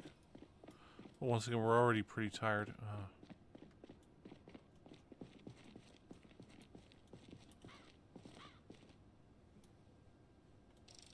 Okay, hold on. Okay, so our endurance right now is 37. Oh, shit. Oh.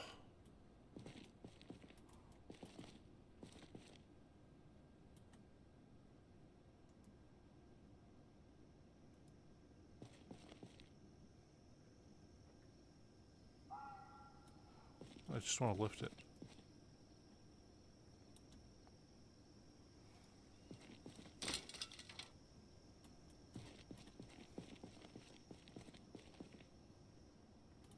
Yeah. I mean, what I could do is report him to YouTube and try to get his account banned. But oh my god. Okay, I guess. Oh my god, how bad are we hurt?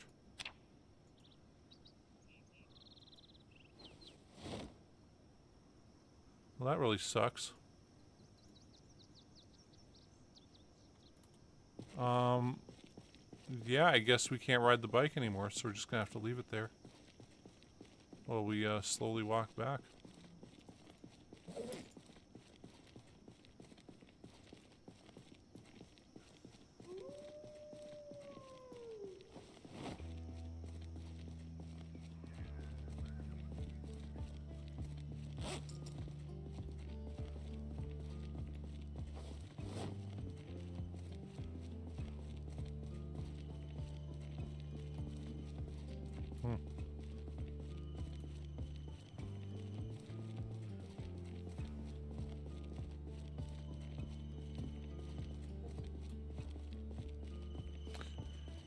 Yeah, true. However, the first adpocalypse really changed how they.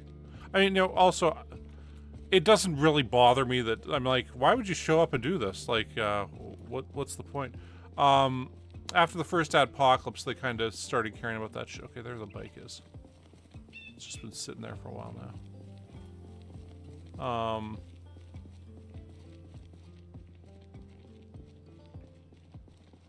After that, they really started kind of cracking down on shit like this because, you know, it ended up costing them a shitload of money. And Twitter's having the same problem where, like, you know, would Pepsi want to see an ad for, you know, one of their ads right next to some guy, you know, denying the Holocaust? And, you know, like, of course they wouldn't. But if you allow that kind of stuff there, it'll be like, you know, guy denying the Holocaust here, Pepsi ad here, somebody explaining racial differences in IQ are a sign that we should, you know, segregate the population and stuff. Like it. That's what you'll end up with if you aren't, you know, vigilant about this stuff. And no company wants their ads sandwiched between those two messages.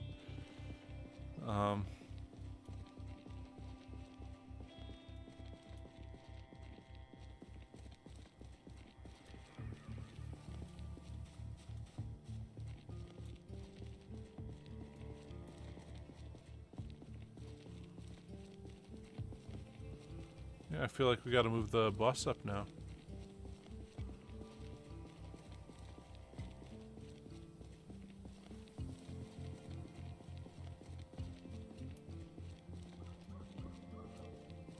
So, I mean, we can't even run to it, right? So, yeah. Well, the thing about leaving it there was, like, there was various times where it was like, okay, we can move it up here, but then big groups of zombies would appear near it. So we couldn't really do that. I mean, I suppose we could always put the bus, like, right here or something. You know, so it's closer, but it's not in danger of getting surrounded by zombies, right?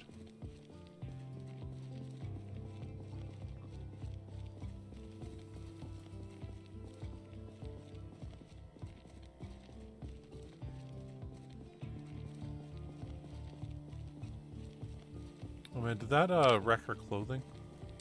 Yeah, it did. Fuck.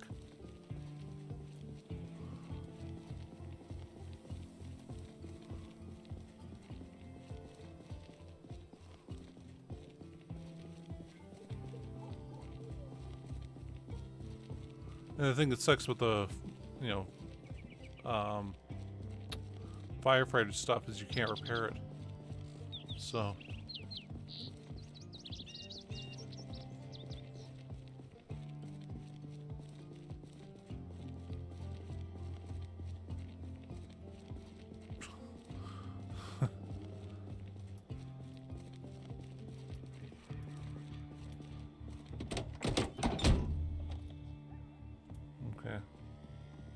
Yeah, it's like, what do you do?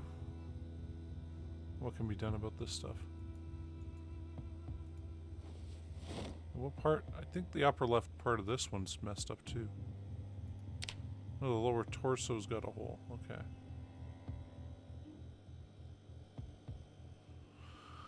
Yeah, so I guess we gotta leave that.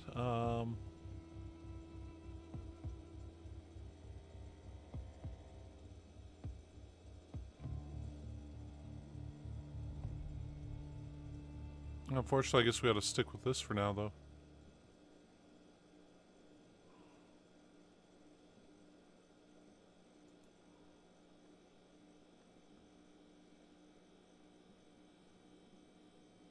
Oh well.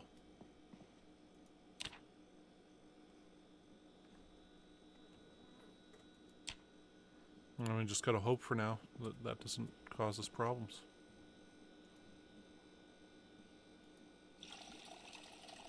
Alright, and that's it for that water cooler.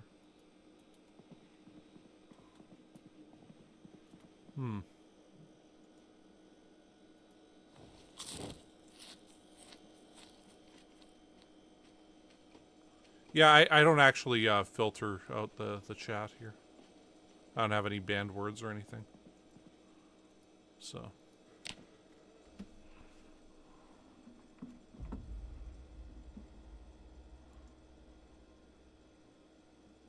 I can go to the guy's channel. I could add him as a moderator. Wouldn't that be a great idea? I think I might pin the message. Yeah. I'll just leave that there. Okay. Well, the other thing is, I don't think that's like his YouTube thing. I think that's like the name of his Google account right there. And like, if that gets banned, wouldn't that? Okay.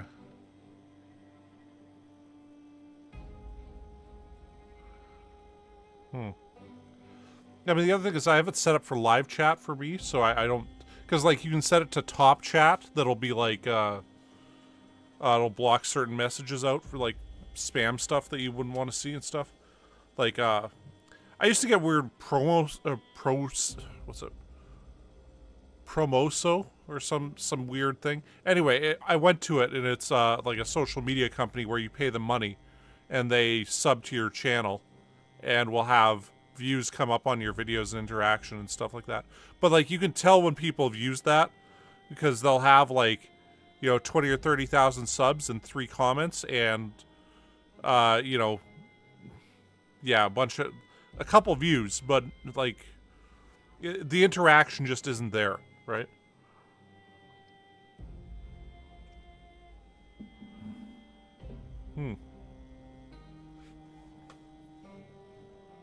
I don't know. I wonder what it is blocking out. Like if people have said stuff that I just never saw. Yeah. Yeah. I think I might get in trouble though for like, or could get in trouble for that. Well, the other thing is also I'm trying to go for monetization. So if somebody's saying shit like this in the chat, that can actually cause problems. So actually, I'm going to go ahead and remove that. Dawned on me. So I'm going to report them. Report message. Unwanted commercial content or spam. No. Pornography or sexually explicit material. No. Child abuse. Hate speech or graphic violence. Promotes terrorism. Harassment or bullying. Suicide or self-injury. Misinformation. I'm going to put that under harassment or bullying right there. Choose one. This is harassing me. This is harassing someone else. I'll say this is harassing me. And report. Should I hide the user on the YouTube channel? You want me to feel... Okay, this comment is no longer visible to anyone other than the commenter. We want you to feel safe on YouTube. To avoid unwanted interactions, you can hide users. Learn more. If you believe you're in danger, please reach out to your local law enforcement. This could imagine. Please, somebody called me a homophobic slur online. They told me to get a job. Go get them. Anyway. I should probably just hide him straight up. So yeah, I'll hide him on the channel. Okay, there we go. Anyway. So that's been dealt with. Just like, yeah, it's, I mean, I'm sure they probably wouldn't, yeah. Yeah. Apparently that's quite the thing on Twitter. Like, okay, for me on Twitter, 3 times I've got my, my account banned on there. And I mean, the first one I agree I deserve. I didn't realize I was violating their terms of service, and I thought, hey, I'll make a funny joke to, oh, what was his name? Eugene Gu?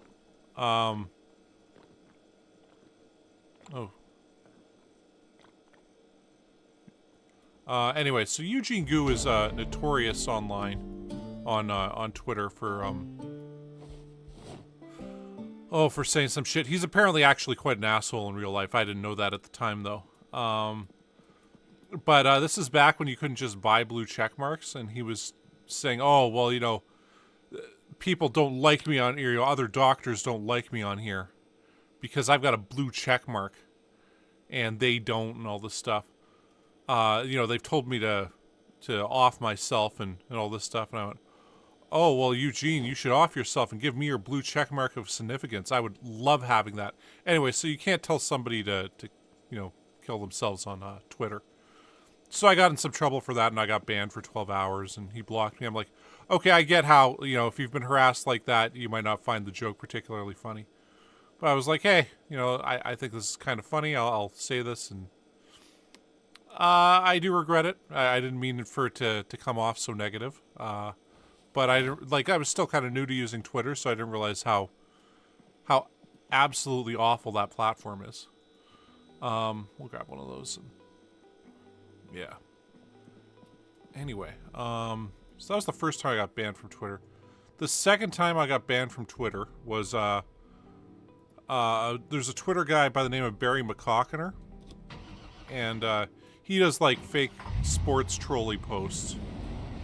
Ooh, that battery's in a bit of trouble there.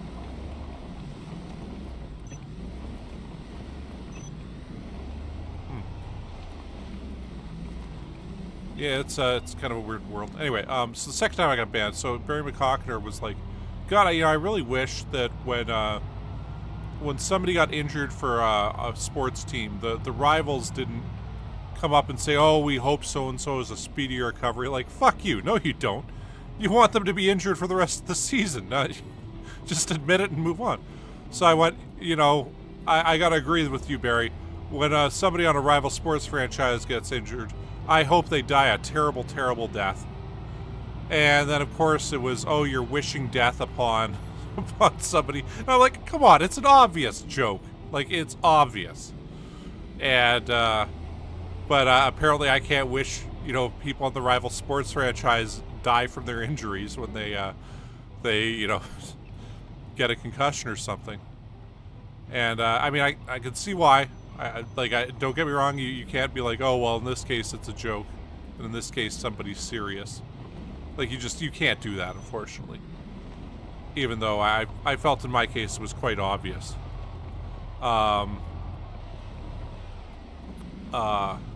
Anyway. You should check and see how much juice the battery still has here. I know we got an extra battery in the bus, but should just try to make sure we don't run into that. Anyway, so the third time I got banned from Twitter, what was his name? Oh, he's an actor. He was talking about working with John Voight.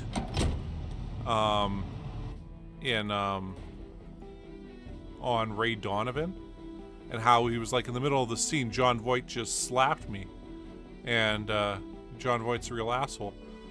So now if you don't know who Jon Voight is, he's an actor. He's been around for a long time. He's a great actor. He is actually quite good, but apparently he is quite an asshole. So anyway, he was in a movie called Deliverance, which has a very famous sexual assault scene where this guy makes Ned Beatty squeal like a pig while sexually assaulting him. Anyway, so I said those hillbillies should have raped Jon Voight instead of Ned Beatty. So this is now a rape threat, so bang, I'm banned for a week. And I'm like, you guys, come on, it's one of the most famous movies of the 70s. It's probably the most famous sexual assault scene in movie history. Like, it was an obvious reference to that, but no, they're like, no, I'm threatening Jon Voight with sexual-based violence. And anyway, so that's the 3 times I've been banned from Twitter. So I've been quite far more diligent with it since then of trying to be a bit more positive an influence on that platform, but that was like 2 years ago that happened, and maybe even 3 years ago now. But when that one happened, I'm like, come on, you guys. This is an obvious reference to the scene in Deliverance that was one of the most... Okay, so we got 16% left in the battery. Actually, the plow is in great shape. Here, I'll show you. It just looks kind of bad. So it's 96% condition. Everything else that's the extras is 100% condition still. Anyway.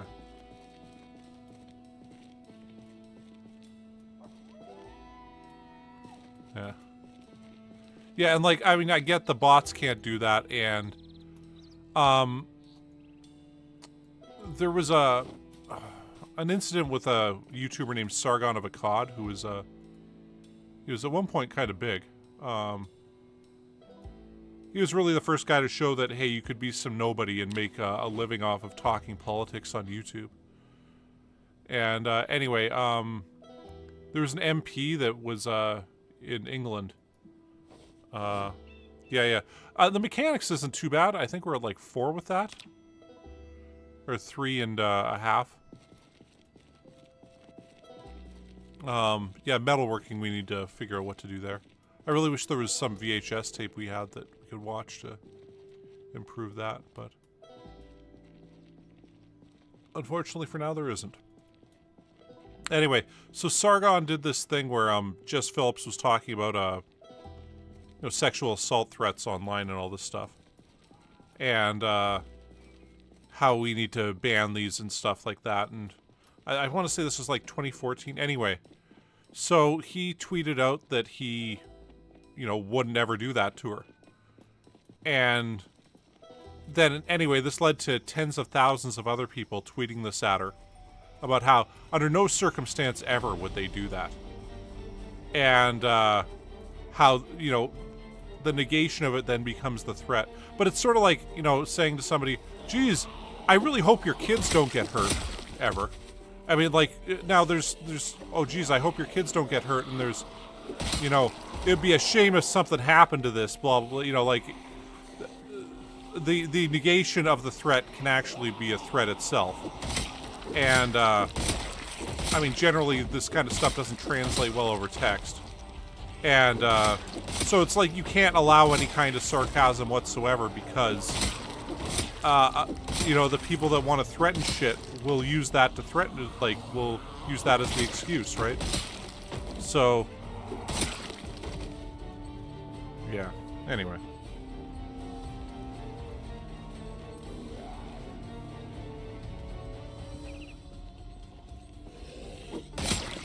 Yeah. Not much. We're just talking about times I got banned from Twitter, and some guy showed up in the chat and, called me a homophobic slur and told me to get a job. So this has been a bit of a discussion. So, yeah.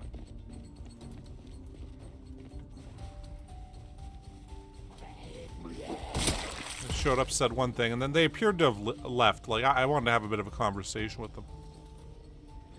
But,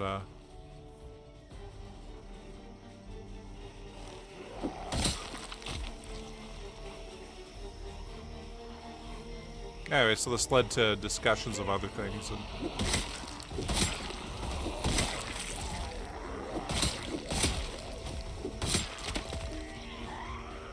I mean, you can still find videos online of people who played Modern Warfare 2 and just what it was like in those lobbies. And, the amount of times I got called the N-word was, I mean, still kind of shocks me to this day, but... It was just like, that was the culture of that game at the time,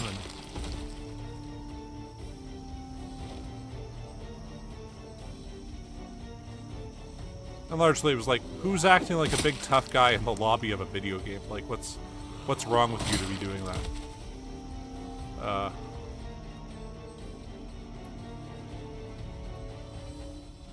By and large, it's these people are, you know, just generally despicable losers in real life, and all that they have is the ability to insult people over the internet, and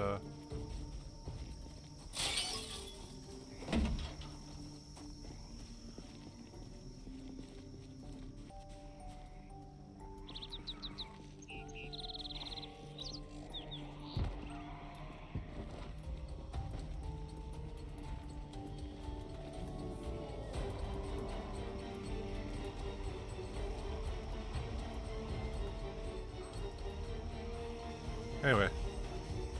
Oh, yeah. And unfortunately, I had to report him for harassment and bullying and stuff like that. Like, I was just going to leave it. I'm like, if I'm actually going for channel monetization, you can't have your chat doing stuff like this, because if they decide that you're a, you know, toxic kind of environment that promotes this kind of stuff, even without actually doing any yourself, that can cause problems for you later on. I mean, I have had a couple videos age restricted over time for various reasons. Usually Call of Duty videos where I get called some kind of slur. Because, you know, records it and picks it up and puts it in there, and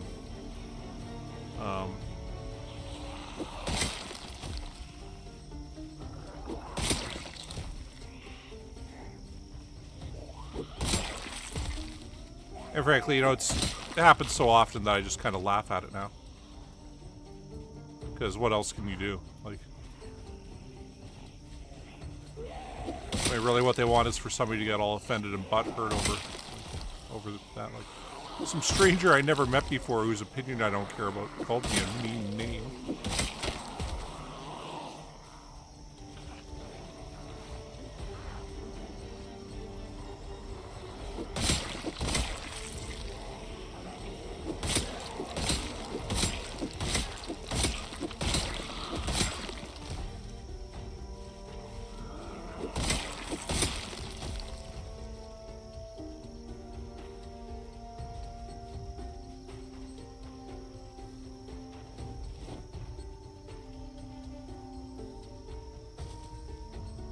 Oh, it was Ajax something or other?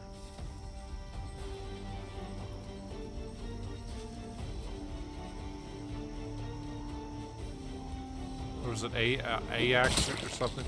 Anyway, like, you can't... Unfortunately, as part of reporting the comment, it kind of hit it from the channel. And then I said, okay, I'll just hide him for future things. So now if he says anything, it just... Only he can see it. And for him, it's like he's still talking to people. But for all of us, we aren't going to bother seeing it anymore. And anyway.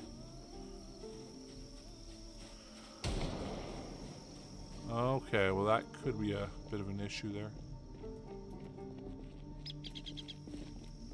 The gunshot should be pulling a bunch of zombies over that way, right? Oh, you can still see it on live chat? Okay. Well, I guess, yeah, I wouldn't, but I think if people watch it in the future, it won't be there. Okay, so that gunshot's pulling some of these guys away, at least.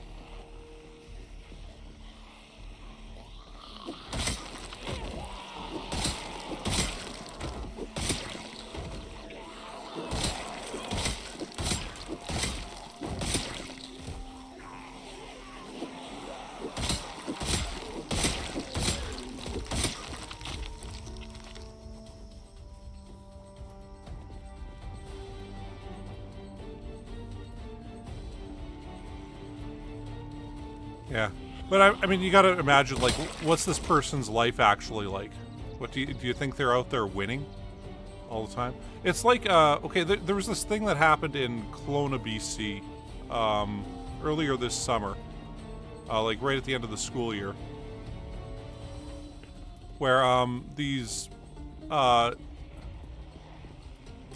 kids were competing in some track and field kind of thing. And anyway, so this one 9-year-old girl, she had, you know, lesbian parents who were both there, and she had a very short haircut.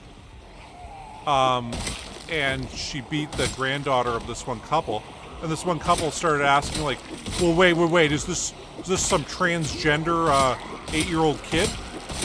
And it's like, well, dude, what, like, what? And then was asking, like, can you prove the you know, birth gender of this child?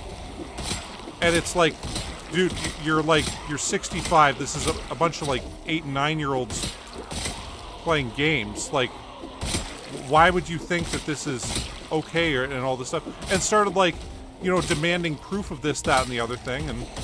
And anyway, so yeah, it turns out these people are, well, he was some guy who actually he was gonna wrestle for Canada in the Olympics at one point, and he's just kind of, I mean, talk about being terminally online and thinking like, hey, this is actually a thing, that there's 8-year-olds out there who've transitioned, who, you know, like, I mean, it's just absurd. But, you know, you're yelling at children, dude. But as far as he's concerned, he's making a valid political point about society as it is right now.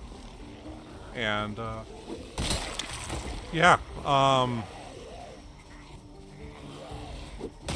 you know, and like this guy, he owns his own hotel and stuff like that. So, but for me, I'm like, how pathetic are you in life that this is like something you're concerned with, that, you know, some kids, you know, track meet that's for fun. You're like, hey, wait a second. I think this one's, you know, not conforming to her birth gender or whatever. And it was very clearly like some, you know, I see these 2 lesbian parents, so their kid must be trans, because how dare this kid be better than my granddaughter at, I think it was shot put. That was the thing they were involved in. Not to mention, although you know, we are a sexually dimorphic species, all that stuff, and, you know, men and women have different upper body strengths. That doesn't really develop until after puberty. So, I mean, even if that was the case, like, they were trying to make the same kind of, you know, argument about, you know, trans women in sports and stuff. I don't think that actually applies to kids under 10, because, hey, they haven't really hit puberty yet. I mean, I guess some have, but, I mean, like, when I played basketball when I was a kid, it was boys and girls play together until they're, like, 9 or 10. And that was just how it was. No questions. Anyway. But it's sort of like, you know, you deal with people like this, and, like, you're like, how could you possibly be happy? Like, anyway.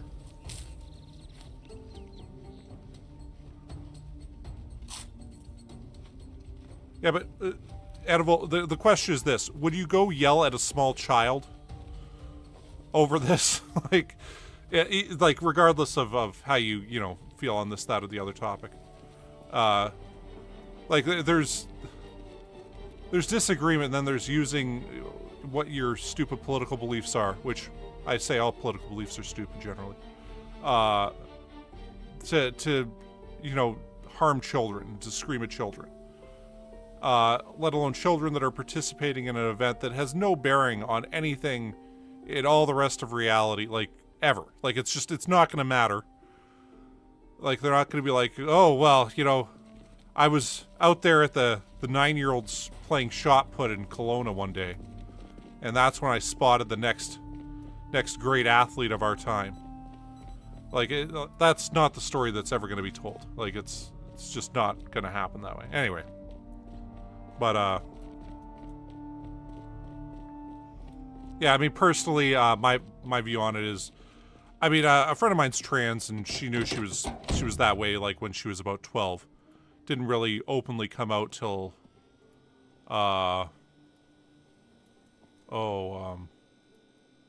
mean, I guess it would be, well, a few years ago she decided to start living as trans and just, not just, like, go to drag shows occasionally and be female there and stuff. But to, like, just openly present and stuff. Anyway, she went to Mexico to get jaw surgery and, like, facial reconstruction to appear more feminine.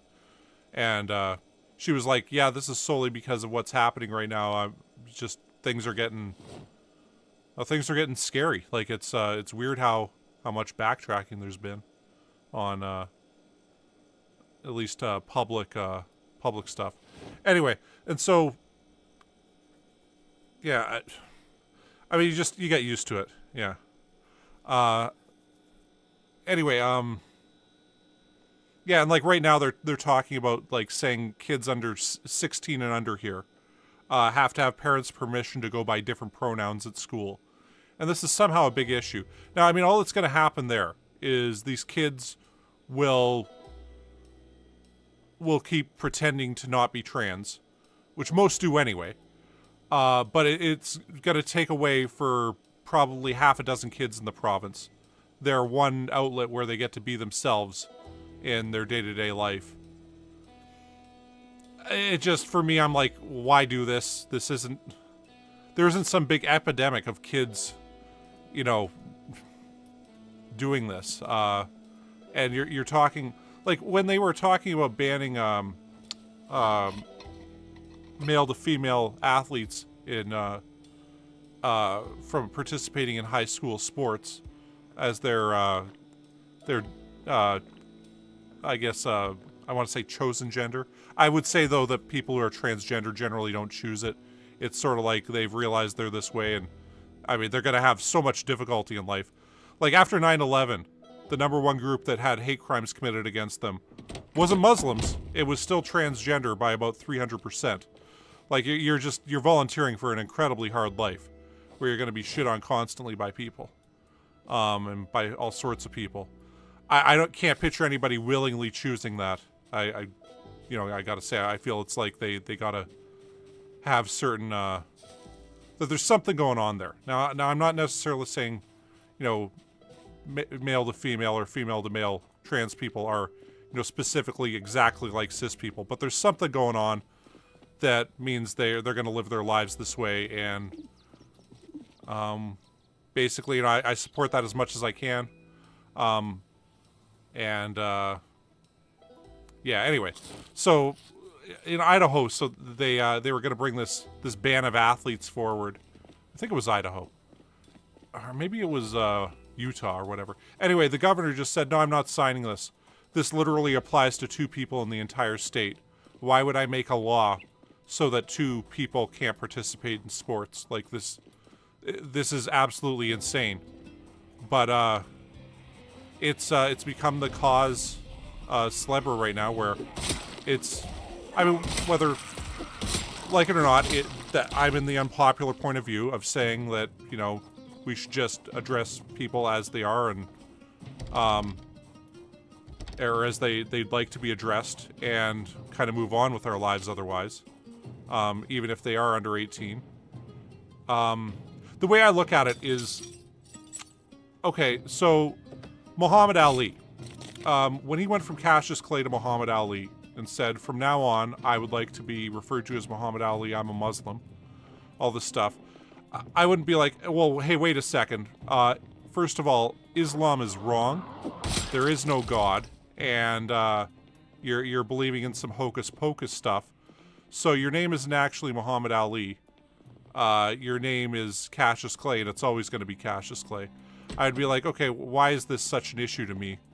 And I mean, the question isn't, do I believe that? Shit. Heard you. Oh, scary. The question isn't, do I believe that, you know, Islam is real and all this stuff. It's, do I believe that he believes it's real? And really, what does it cost me to address him as he would like to be addressed? And I'd say nothing. I mean, I'd argue the same thing for, like, someone under the age of 18. Or, at all, being like, hey, look, what I've come to realize is that I'm this way, and I'd like to be addressed this way, so please address me this way. You know, really cost me nothing. And, but yeah, sure, I'll address you this way.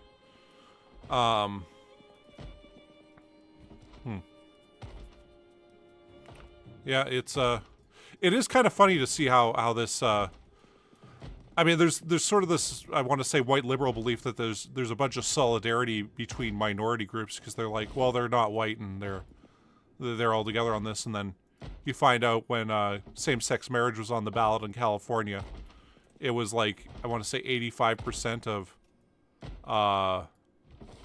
black people voted, you know, to you know, keep it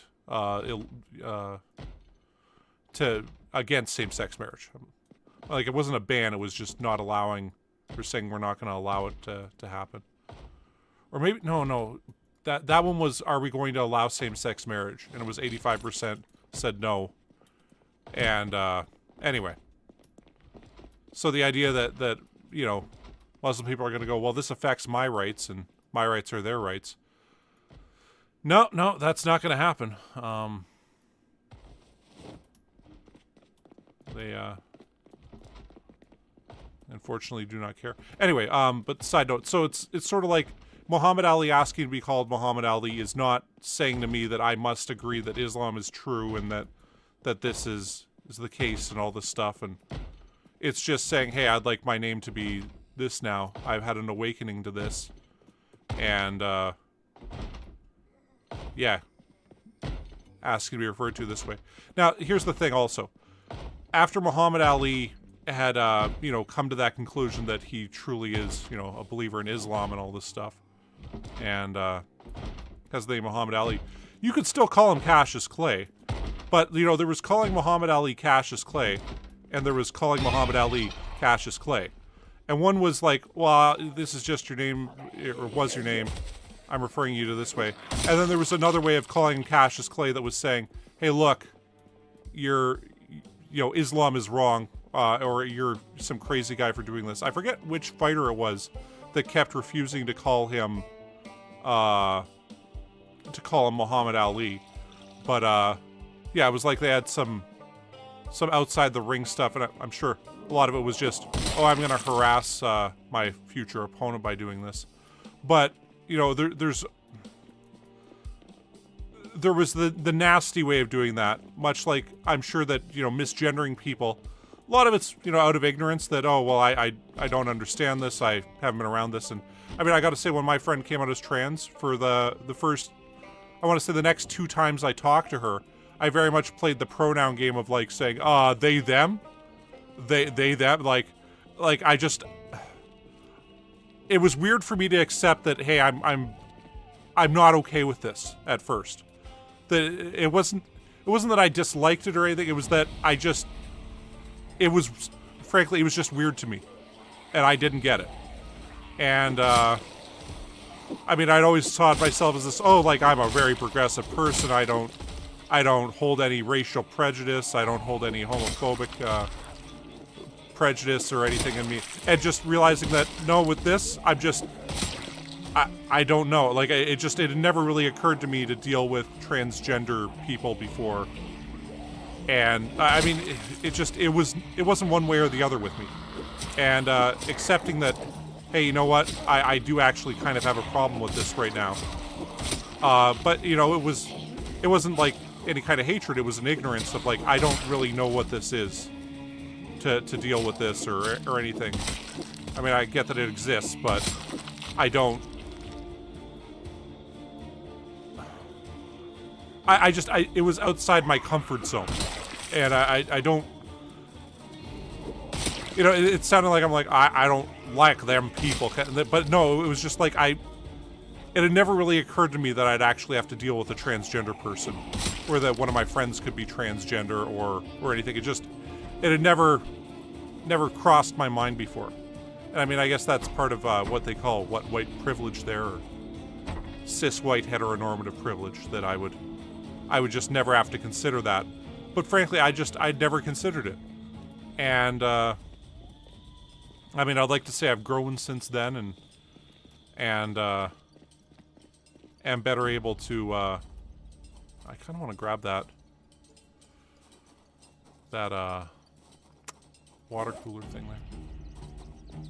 But, no, we'll grab that later. So I'm like, hey, we could remove the water cooler from this bus and replace it with one of the ones we found around town. And then we don't have to go all the way back to, where is it? Rosewood.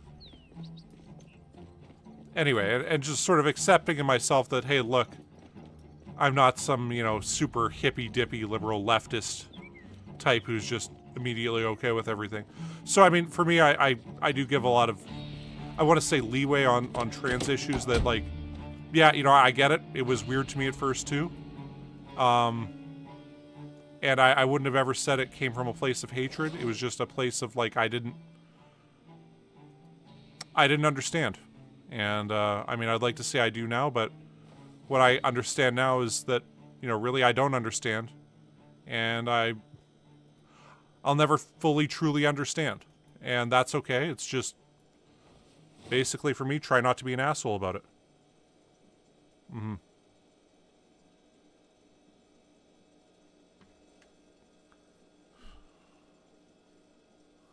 Yeah. Well, like, okay, so, you know, this thing that's happened here in Saskatchewan where the Sask Party government decided in the middle of negotiating stuff with teachers that they're going to... Well, okay, they've done two things recently. One was last year, Planned Parenthood was giving a sexual health kind of seminar at some rural school, and a pamphlet got left there that was meant for adults that dealt with proper safety with anal sex or something like that. Like, I mean, it was... There was pictures and stuff, like, it was... Oh, Jesus, it's too dark. I have to turn on the light. There was... It was meant for adults. And anyway, got left behind with a bunch of other materials, so some kids found it. By kids, I mean, like, 16-year-olds, so... I mean, not like, you know... At least I think they were 16. I know they were at least teenagers. They were dealing with learning about,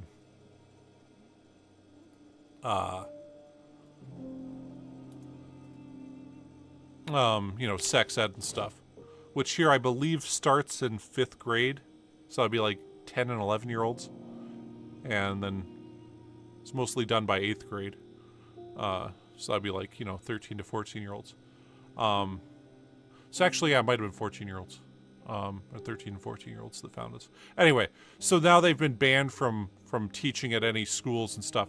Now, Saskatchewan has its own form of HIV/AIDS, because it like its own variant of it, because we've just allowed shit to spread around, and yeah, I mean, we have one of the worst records for STD or STI transmission in all of Canada, and they're just like, oh well, this pamphlet was there and that's terrible, and it's like, dude, the real issue here is that we've got one of the worst transmission rates of HIV and various STIs in Canada.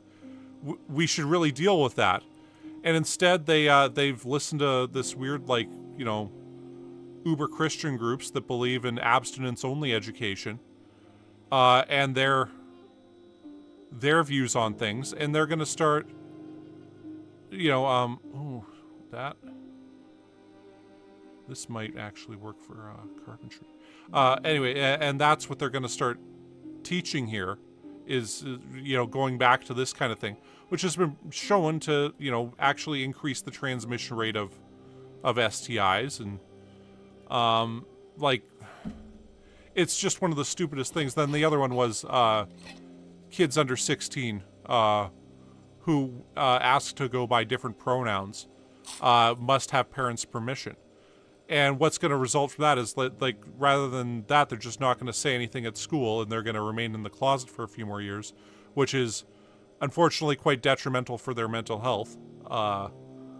As it would be, like, if I was forced to live as a woman, when I'm like, hey, wait a second, I'm a man, yeah, I think it would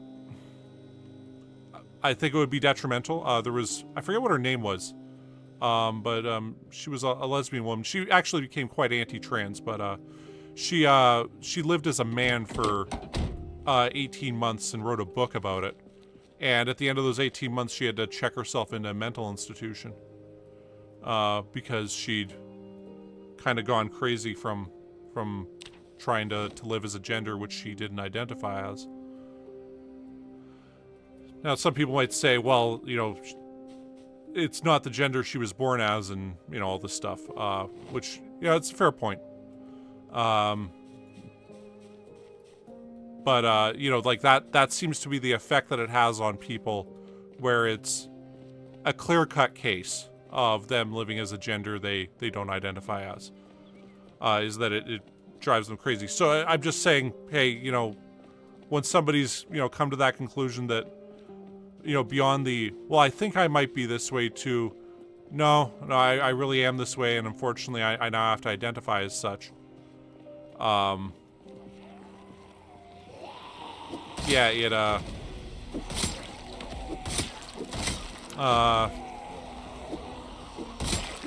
it would suck to force them to live a way that they really don't want to live. Especially when it's a way that doesn't really affect anybody else whatsoever. And, you know, I liken it to, once again, the kind of Muhammad Ali Islam thing. If a 15-year-old girl was like, hey, look, you know, I like Islam and all, but I don't believe in Allah anymore. I don't believe I'm a Muslim, so I'm going to quit wearing a hijab. And her dad was like, wait a second. No, you have to keep wearing a hijab.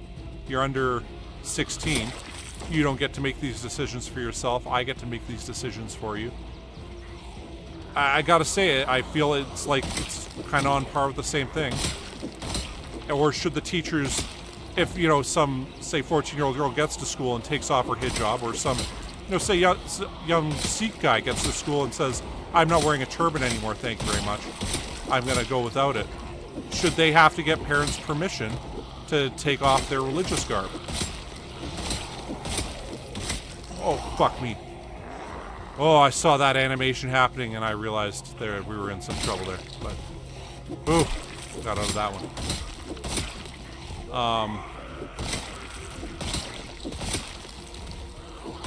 And yeah. Yeah, I mean, it's, yeah,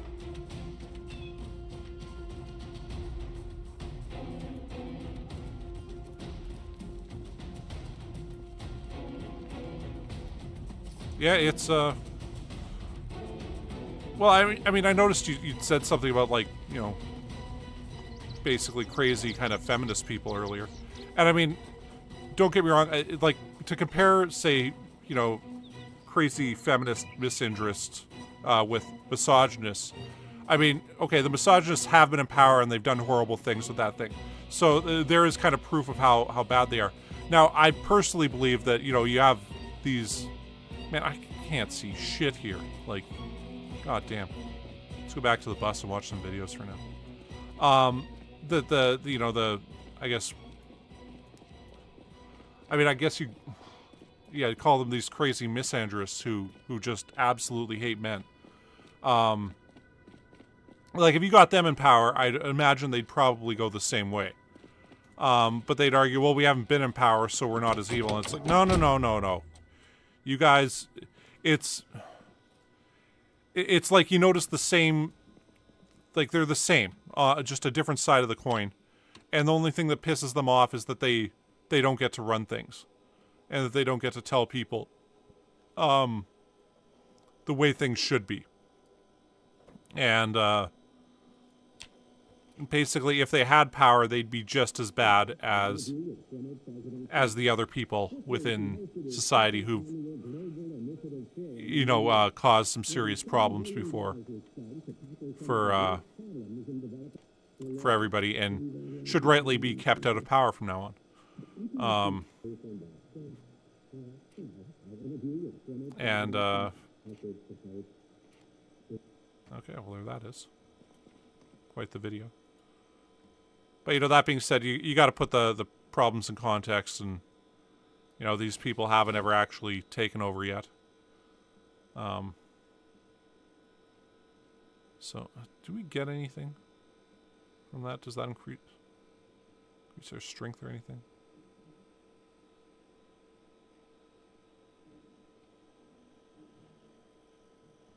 God damn, there's a lot of videos here. Let's watch Timber Gap Manor. I wonder if that, we actually learned anything from that.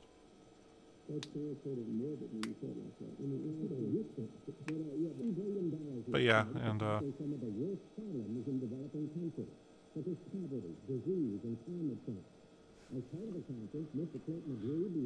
I just kind of follow the don't be an asshole thing and stuff, and yeah.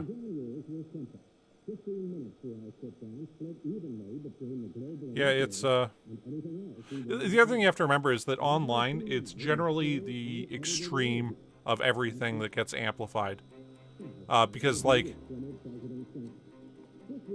well, there's the old media phrase that dog bites man is not a news story, but man bites dog is a news story. Because, you know, there aren't that often that men are biting dogs out there, but dogs biting men, you know, that happens quite frequently. Yeah. Yeah, and you see, well, here's the thing is that this will get thrown onto patriarchal norms, right? Because patriarchy, this is misunderstood as a male domination of society, and patriarchy is not that. It's a domination of essentially rich father figures within society, which is basically the domination of society by rich men over the age of 55.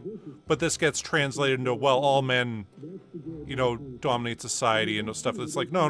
Like, some guy who's like 18 or 19 really doesn't have any say in society. And they're very much just a product of their environment also. And later on, there's certain groups of older men that get to that have, you know, come to dominate a society in ways. Oh, man, I really wish, like, I don't want to walk out in this fog. We'll get killed. I don't know. Maybe we'll just take some sleeping pills and wait till tomorrow. Yeah, turn this off. Grab a bunch of sleeping pills. Wake up tomorrow. And, oh wait, are they all in there? Do we not have sleeping pills otherwise? Damn, okay. Well.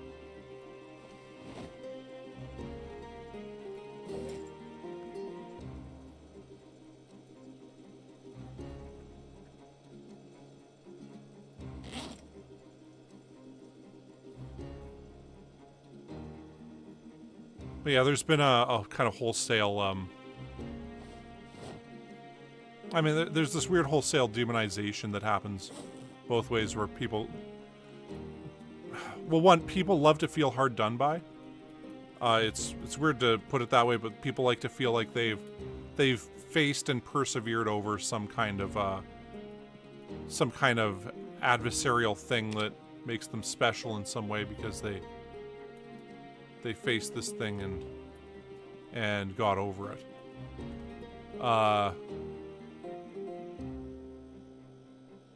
Yeah, it's kind of bizarre. But two, they like to act like, well, this means other people don't have problems. Now, you can take Elon Musk, for example.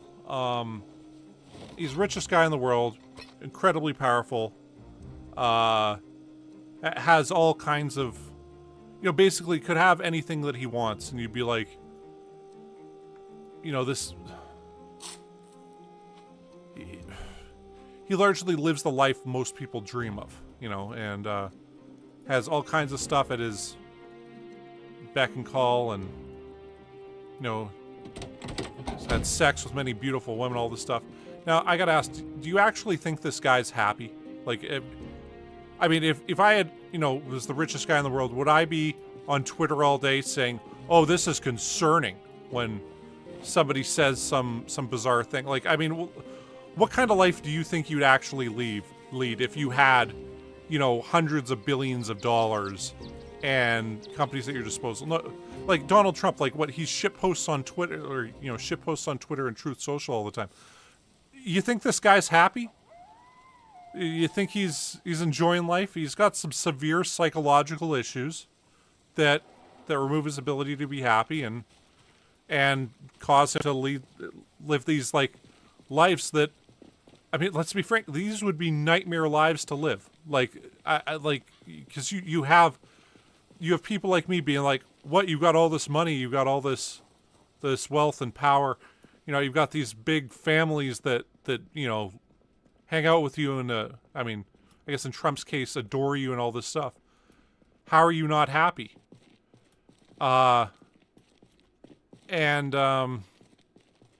like, why are you acting like a scorned 12-year-old all the time? Like, the way you're acting doesn't make any sense with how you should be acting based upon societal expectations of your wealth, power, and prestige.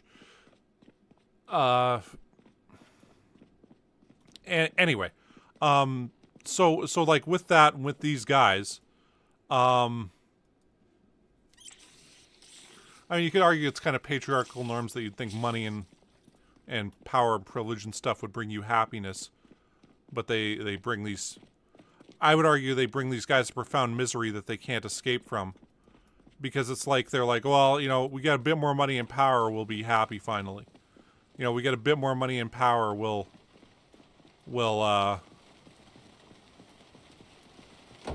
finally have enough. And it's I mean, there's a phrase that Alcoholics Anonymous has with alcoholics, that one drink is one too many, and too many is never enough. And it's like that with these guys. They're stuck in this kind of perpetual... okay,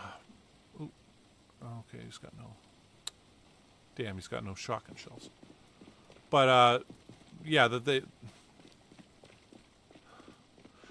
Essentially, there is no way these guys will be truly happy for the rest of their lives.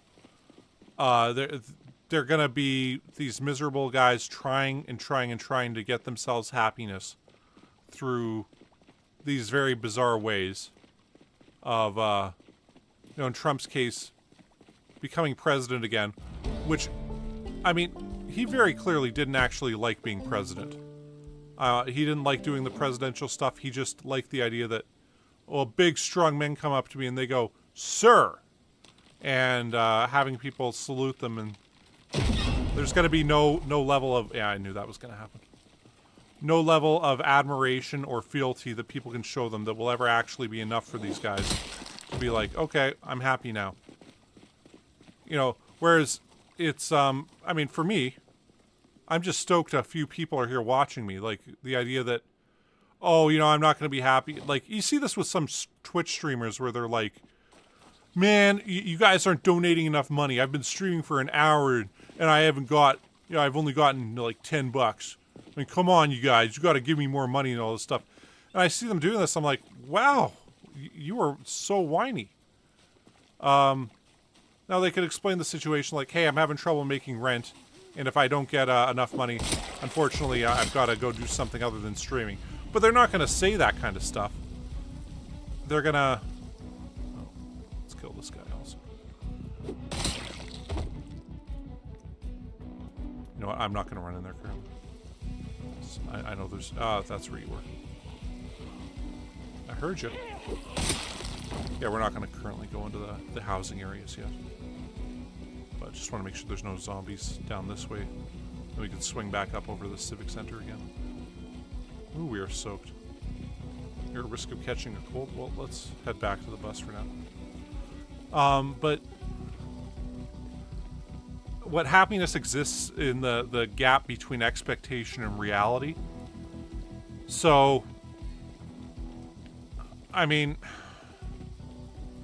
it's like if you expect, you know, absolute, you know, fealty and people bowing to you everywhere you go, and then that doesn't happen, well, you're going to be miserable.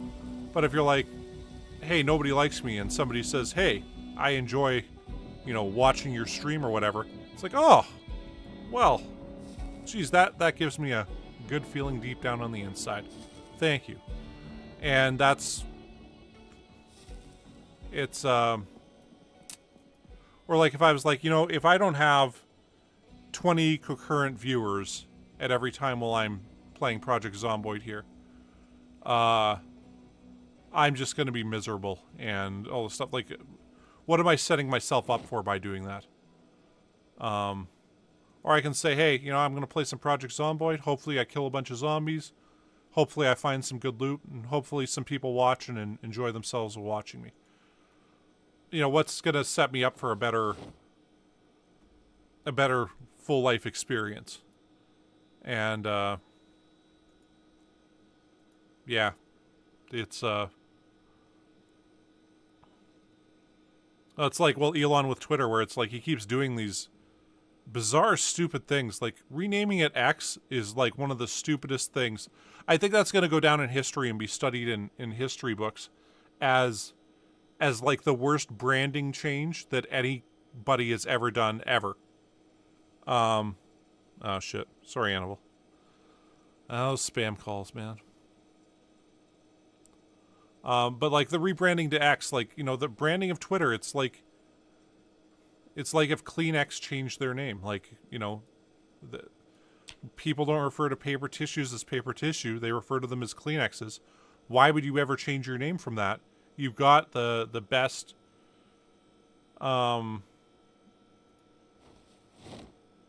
the best branding that you can possibly have. It'd be like Coke deciding, you know what, there's this drug called cocaine and we don't ever want to get them mistaken for each other again. So we're going to change the name of Coke now. It'd be one of those things where, like, that's the stupidest thing ever. When people ask for stuff, they ask for a Coke, and then the waiter will go, well, is Pepsi okay?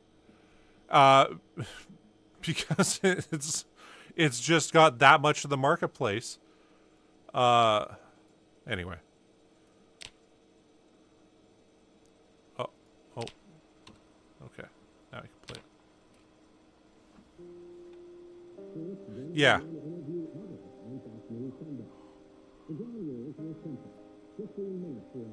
It's bizarre, but it's like he wants to do something ridiculous that everybody goes, hey, that can't possibly work, and have it work so he can say, see, I'm a super genius.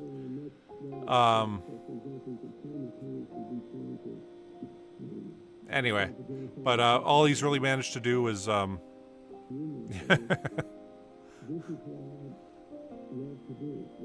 like, okay, Mr. Beast is so big right now that I don't think I'm actually allowed to put, like, Mr. Beast in the title, or if I do, it'll completely not recommend the video to anybody whatsoever, including my subscribers. This is because Mr. Beast became so popular that a bunch of people would put Mr. Beast in their titles to get part of like boosted algorithm stuff, because people would look up Mr. Beast and sometimes this stuff would be there. So it's gotten to the point where there's just a completely different world he lives in YouTube-wise, where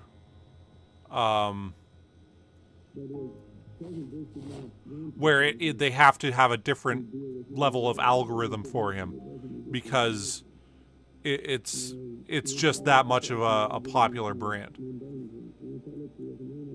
Meanwhile, like with the Kleenex and Coke thing, I could say, you know, cleaning up Coca-Cola spills with Kleenex, and it wouldn't get deboosted or anything. It would be like, yeah, okay, you can put that up on YouTube. That's no problem. I mean, it would be to the point that I could do like a documentary about Mr. Beast, and I think I'd still have problems putting Mr. Beast in the title, because there's just so many bad actors out there that are trying to get a bit of extra clout by having Mr. Beast put in the title. And, anyway, but, like, I mean, still, like, on YouTube, when I go to, like, I can say share video and share it to social networks like Facebook or whatever. Twitter's still Twitter in there. They haven't switched it over to X. And it's like that for everything right now, where everything still says Twitter because the rebrand was just done willy-nilly. And, yeah, it's just... I mean, at that point, it's not even stupidity anymore. It's just straight up arrogance that you know, this is just going to work. Why is it going to work? Well, it might be a bad idea, but I thought of it, so it's such a great idea that it's just going to work.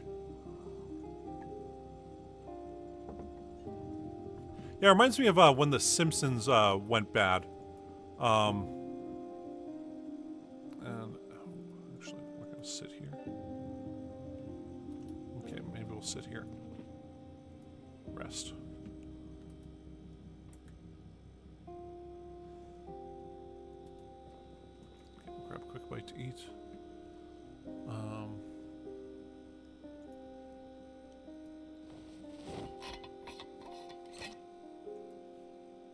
Okay, yeah, when The Simpsons went bad,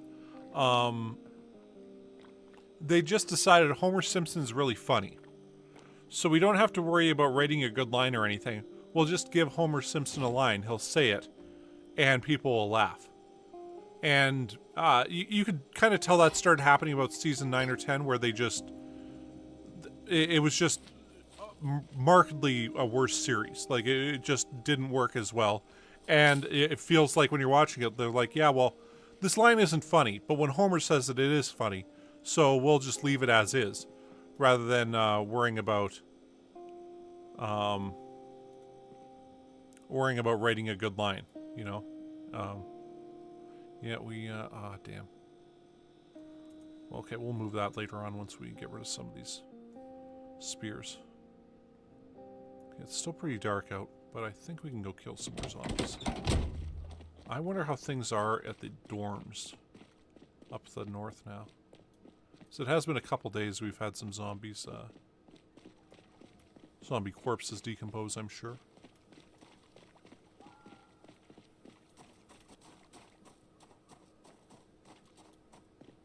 Anyway. But it's like Elon Musk thinks that, like, well, I want to call it X, so that's going to work because it's my great idea. And, well, it's like he's trying to show those people at wherever it was, the, PayPal, that they were wrong for kicking him out of the company and making him not CEO anymore. And it would be like imagine I was like that Ajax guy who came in and, you know, called me names earlier. Imagine if I was like, oh, I'm gonna win him over and make sure he thinks I'm cool. Like, I mean, what, like, that's a recipe for absolute misery. Like, because he didn't come in to be like, I'm gonna have a reasonable conversation about employment prospects and homosexuality. It was, I'm going to come in here and insult you as best I can quickly, and then go about my day. And, yeah.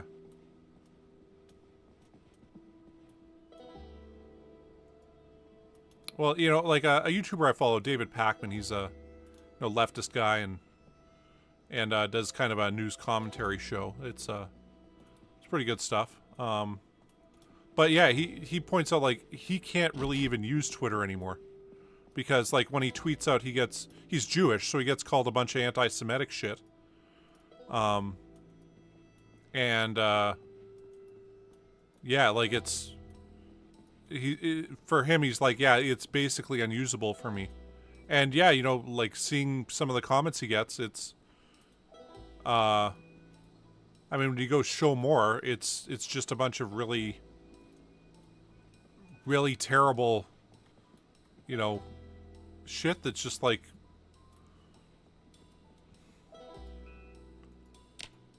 it's like, I never thought I'd be like, you know, we need to just start kicking these people off of social media.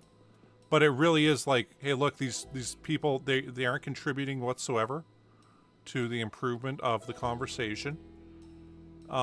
They're just, frankly, they're just assholes who I think we'll keep those scarves because those are actually quite helpful. Open balaclava. Another scarf, yeah.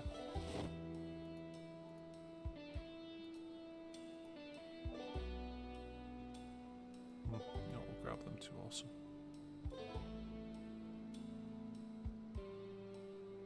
And that polo neck sweater. So I'd imagine that would provide some actual neck protection.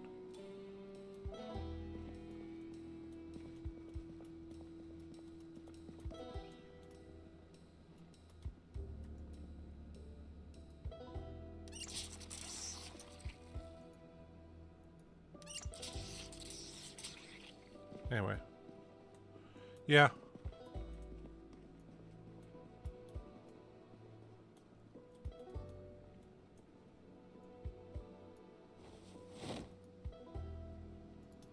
Well, yeah, it's, it really is unfortunate.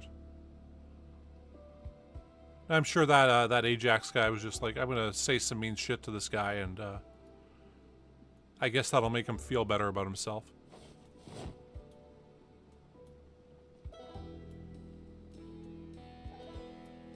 At least temporarily.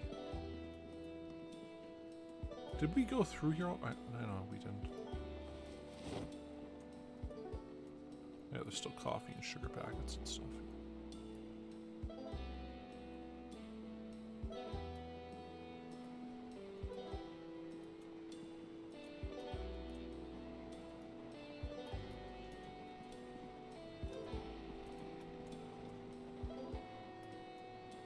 You know, I kind of want to grab these.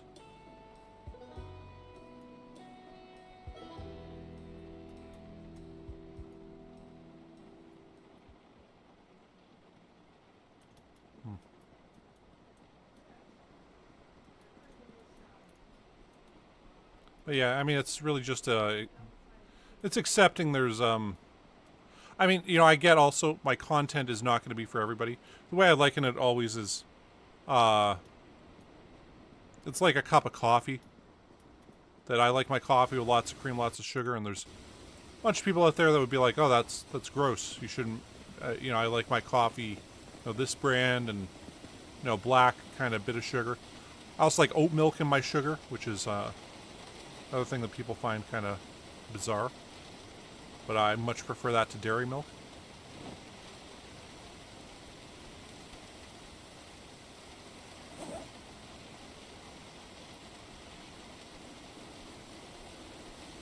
And, you know, but, you know, say you like a black cup of coffee. I'm like, I hate drinking black coffee. I've drank black coffee, I want to say once or twice in my life. I would never drink black coffee. You know, it's just kind of a different strokes for different folks. Yeah. Oh, oat milk is by far the superior of all the milks, the plant-based ones. By far.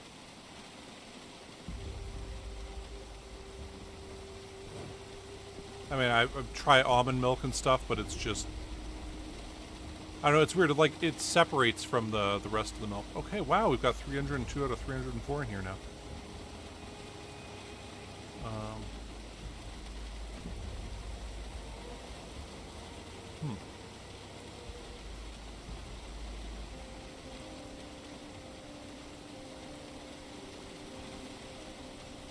We put, I guess we can't put all this in there.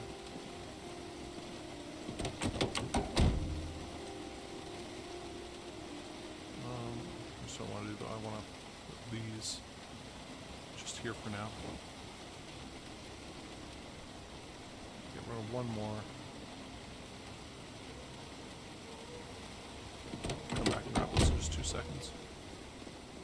We're going to run up here, we're going to grab that water cooler.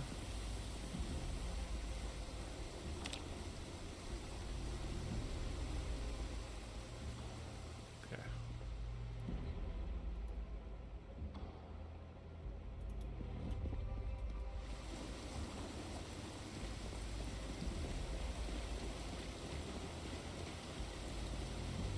I mean, really, I switched off of dairy milk because lactose intolerance. And gotta say, I find oat milk actually is better in my opinion. Like, it works better. Yeah.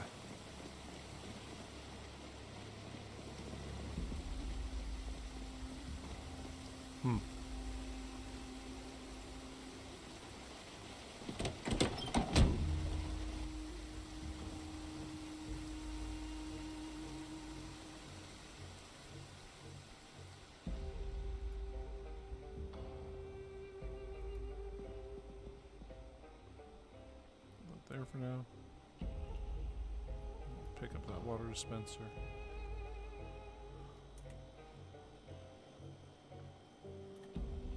Okay, I guess guess what we'll do here is we'll exit, but then we'll just put it...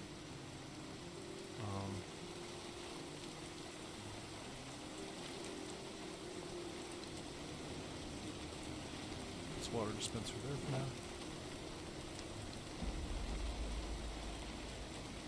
You know what, we could actually have taken more water dispensers with us. Rather than just leaving the one in here. Could grab some more from our base.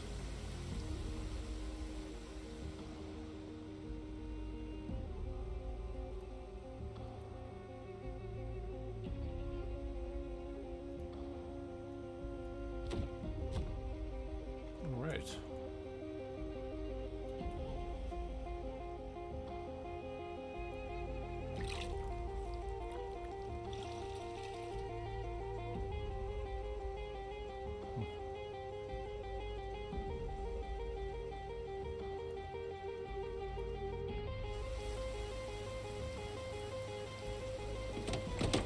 Well, Anvil, I'm guessing you're still on a phone while watching.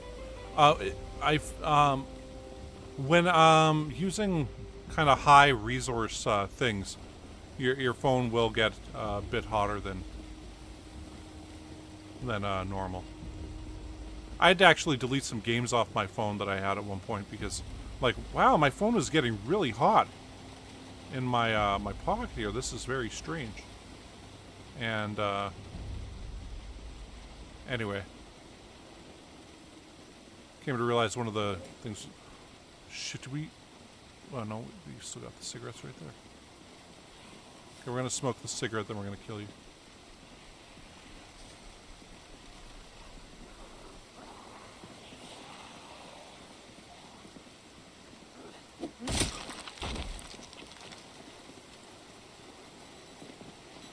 Okay. Well, you were just saying it was on fire, and I'm like, oh, well, this could be it. Even though I didn't really understand the situation there at the time. I'm just like, hey, this thing happened to me once. Share that story.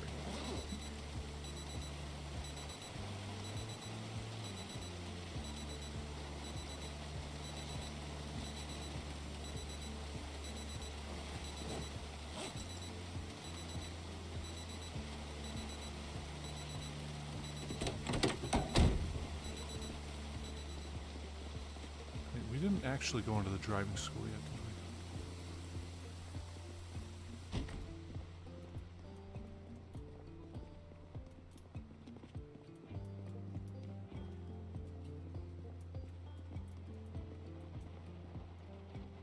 we? Tomato seeds, that's weird. I don't want that map of the USA and that flag.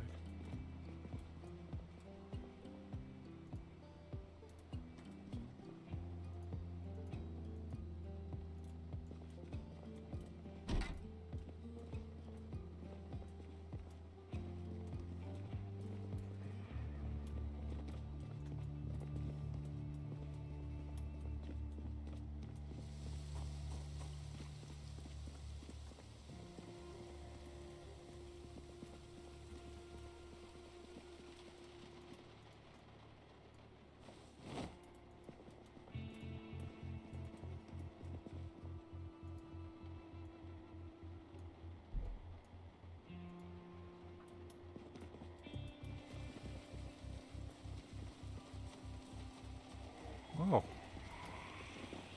It's a lot of zombies.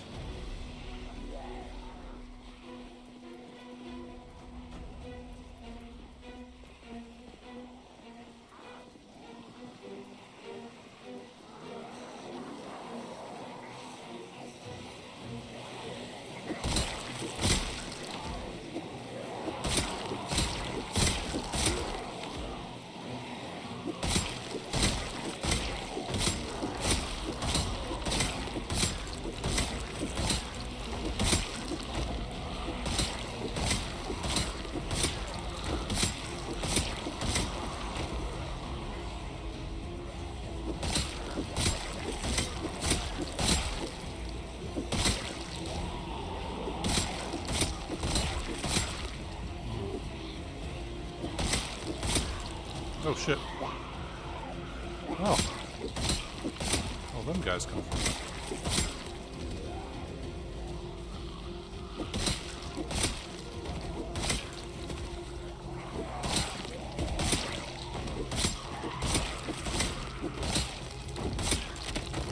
Oh, perfect timing to break.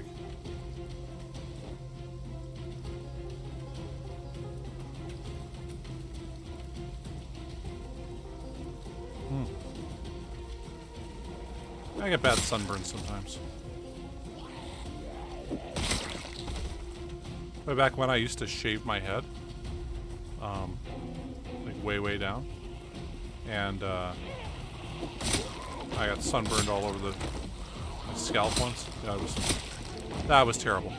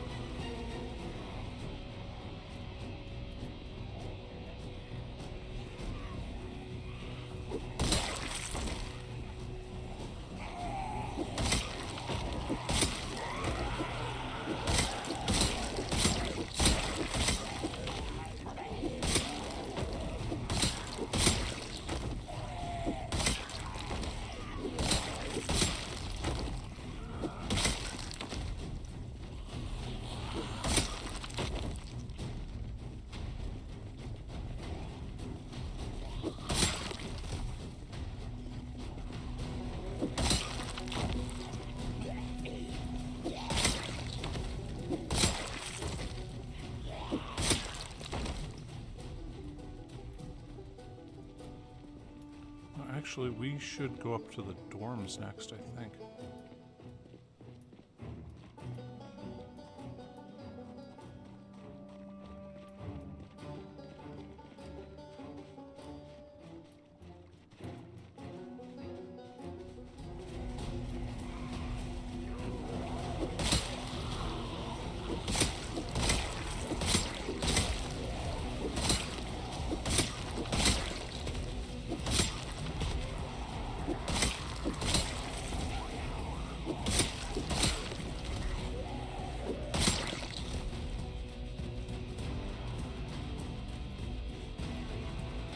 No, there's no gun stores or police stations in this town.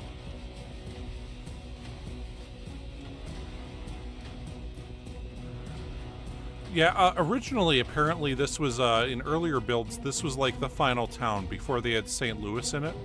Like, they added this in later on, and then, like, after the initial towns. And this became the first, like, oh, this is the big city you go to at the end to kill a bunch of zombies and take over an extra city.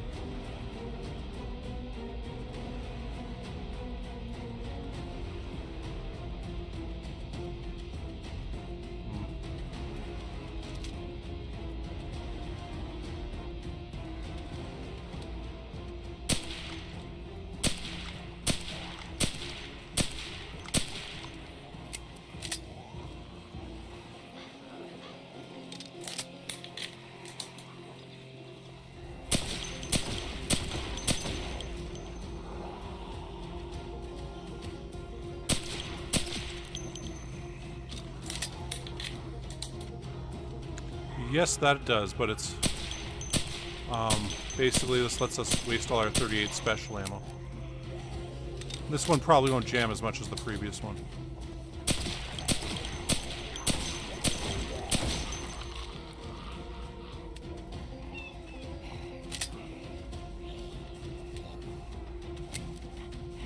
What the hell?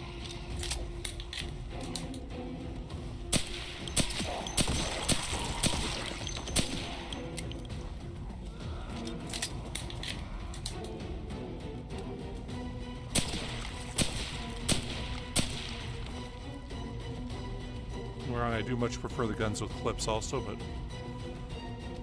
like, hey, we got all this extra ammo for this. We used a bunch of the ammo for the other stuff. Now, this is more to get our aiming up for when we are fighting large groups of guys later on in like Louisville and stuff like that. All right, here we got plenty of space to run around and everything. And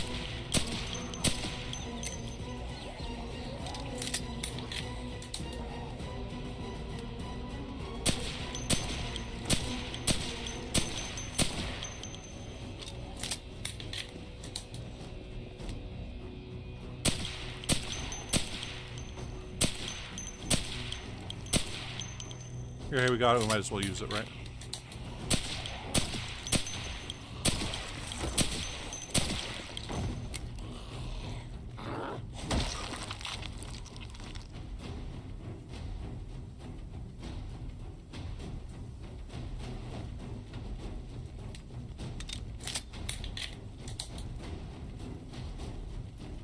Yeah. That it is.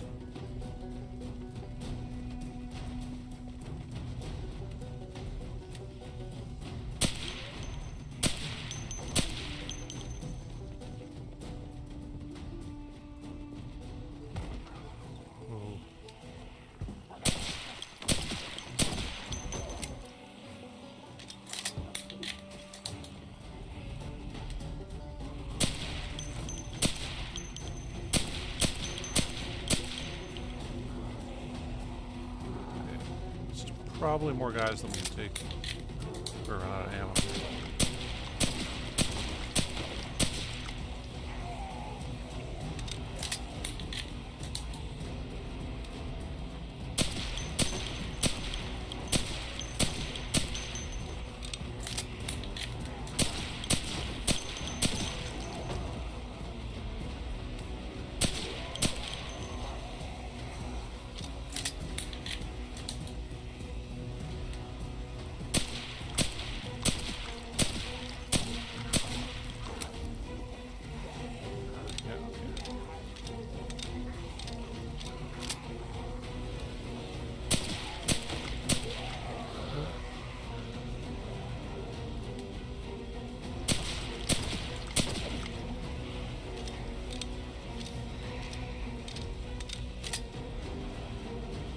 We do have a shotgun, we don't have enough shells for it right now.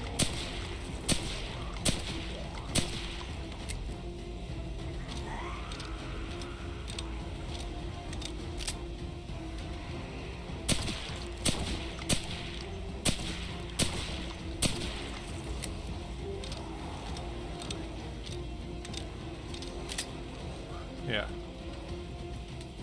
So we got a couple of them striker shotguns.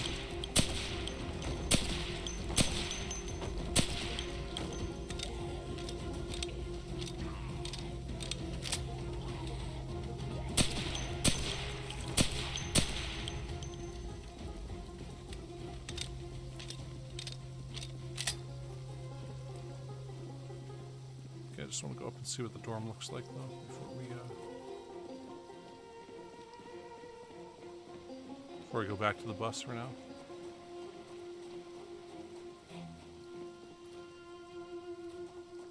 So we've got a couple guys over there. Group right there.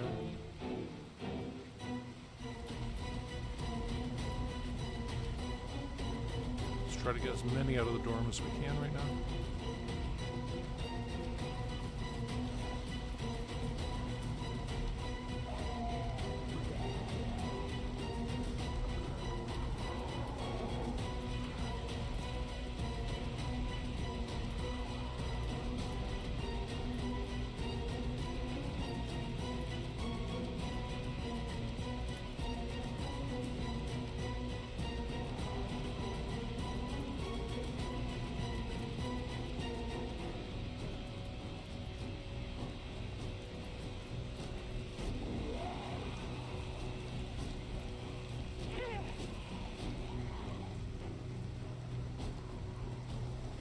Okay.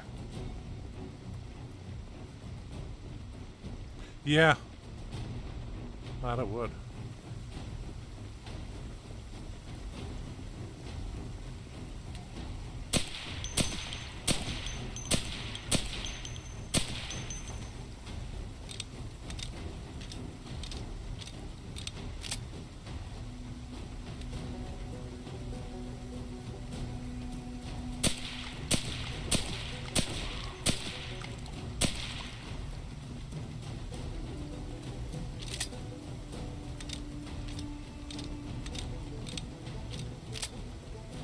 Okay.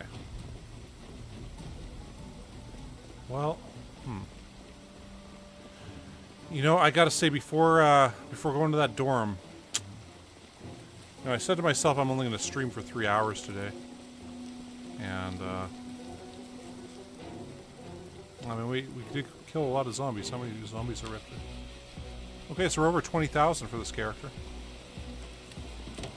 We can kill almost 2,000 a day. And enter there quickly. Yeah, night runners would be one. Or day runners, or just having occasional runners. I mean, for me... Well, actually, I guess we can... Okay. So there's still a bit of stuff in the pharmacy there, in the medical office there. There's a bunch of medical supplies. You know, lured a bunch of zombies down that street, so... Oh, and we also looted, there's a little thing right there. It's not on the map. Oh yeah, and I already don't want to go out at night. That's it's kind of scary stuff. But I mean, you know, with 20,000 here, we got, I want to say 7,000 or 8,000 zombies in this area on the last guy. I mean, let's say 7,000. So that's 27,000 zombies out of the city, and there's... what, barely 39,000, or just under 39,000 or something like that. So that would mean there's 12,000 zombies left for this entire area, which, I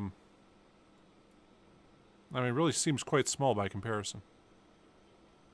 But, yeah, well, I think what I do on, next time through is, change the hordes around so that there's, that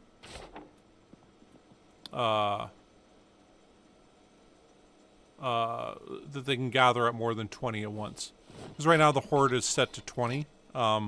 So they'll only gather in groups of 20 until we interact with them, and then they can gather into bigger, larger groups.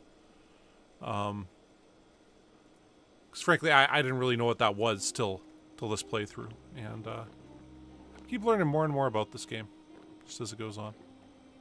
But anyway, well, with that being the case, eat some of this dog food too.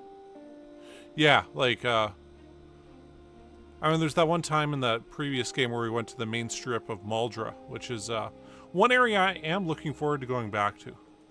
Because, it's like, I feel like, oh, we got unfinished business. Main area of Maldra and I.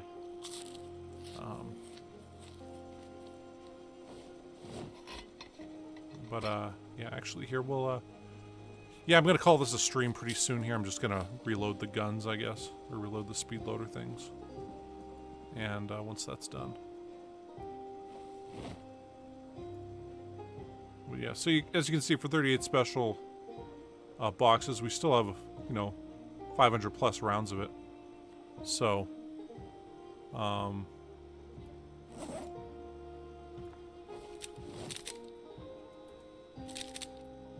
so yeah, with our 500 plus rounds, we might as well just go through all of them. So I don't think they're good in any other type of gun. And we can use this to, you know, hopefully boost up our aiming and whatnot, right? So.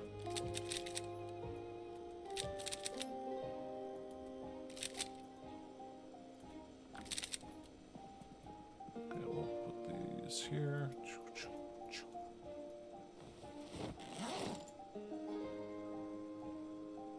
I'll put that right there. Okay, there we go. Yeah, we got that done. Oh, we should have a smoke. I kind of want to wait till the next day so we can just go right back to it. We're very tired. Well, let's hope we sleep, lunch.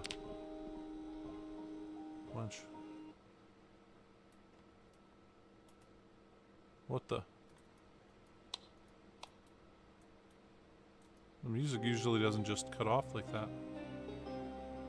Yeah, there it goes.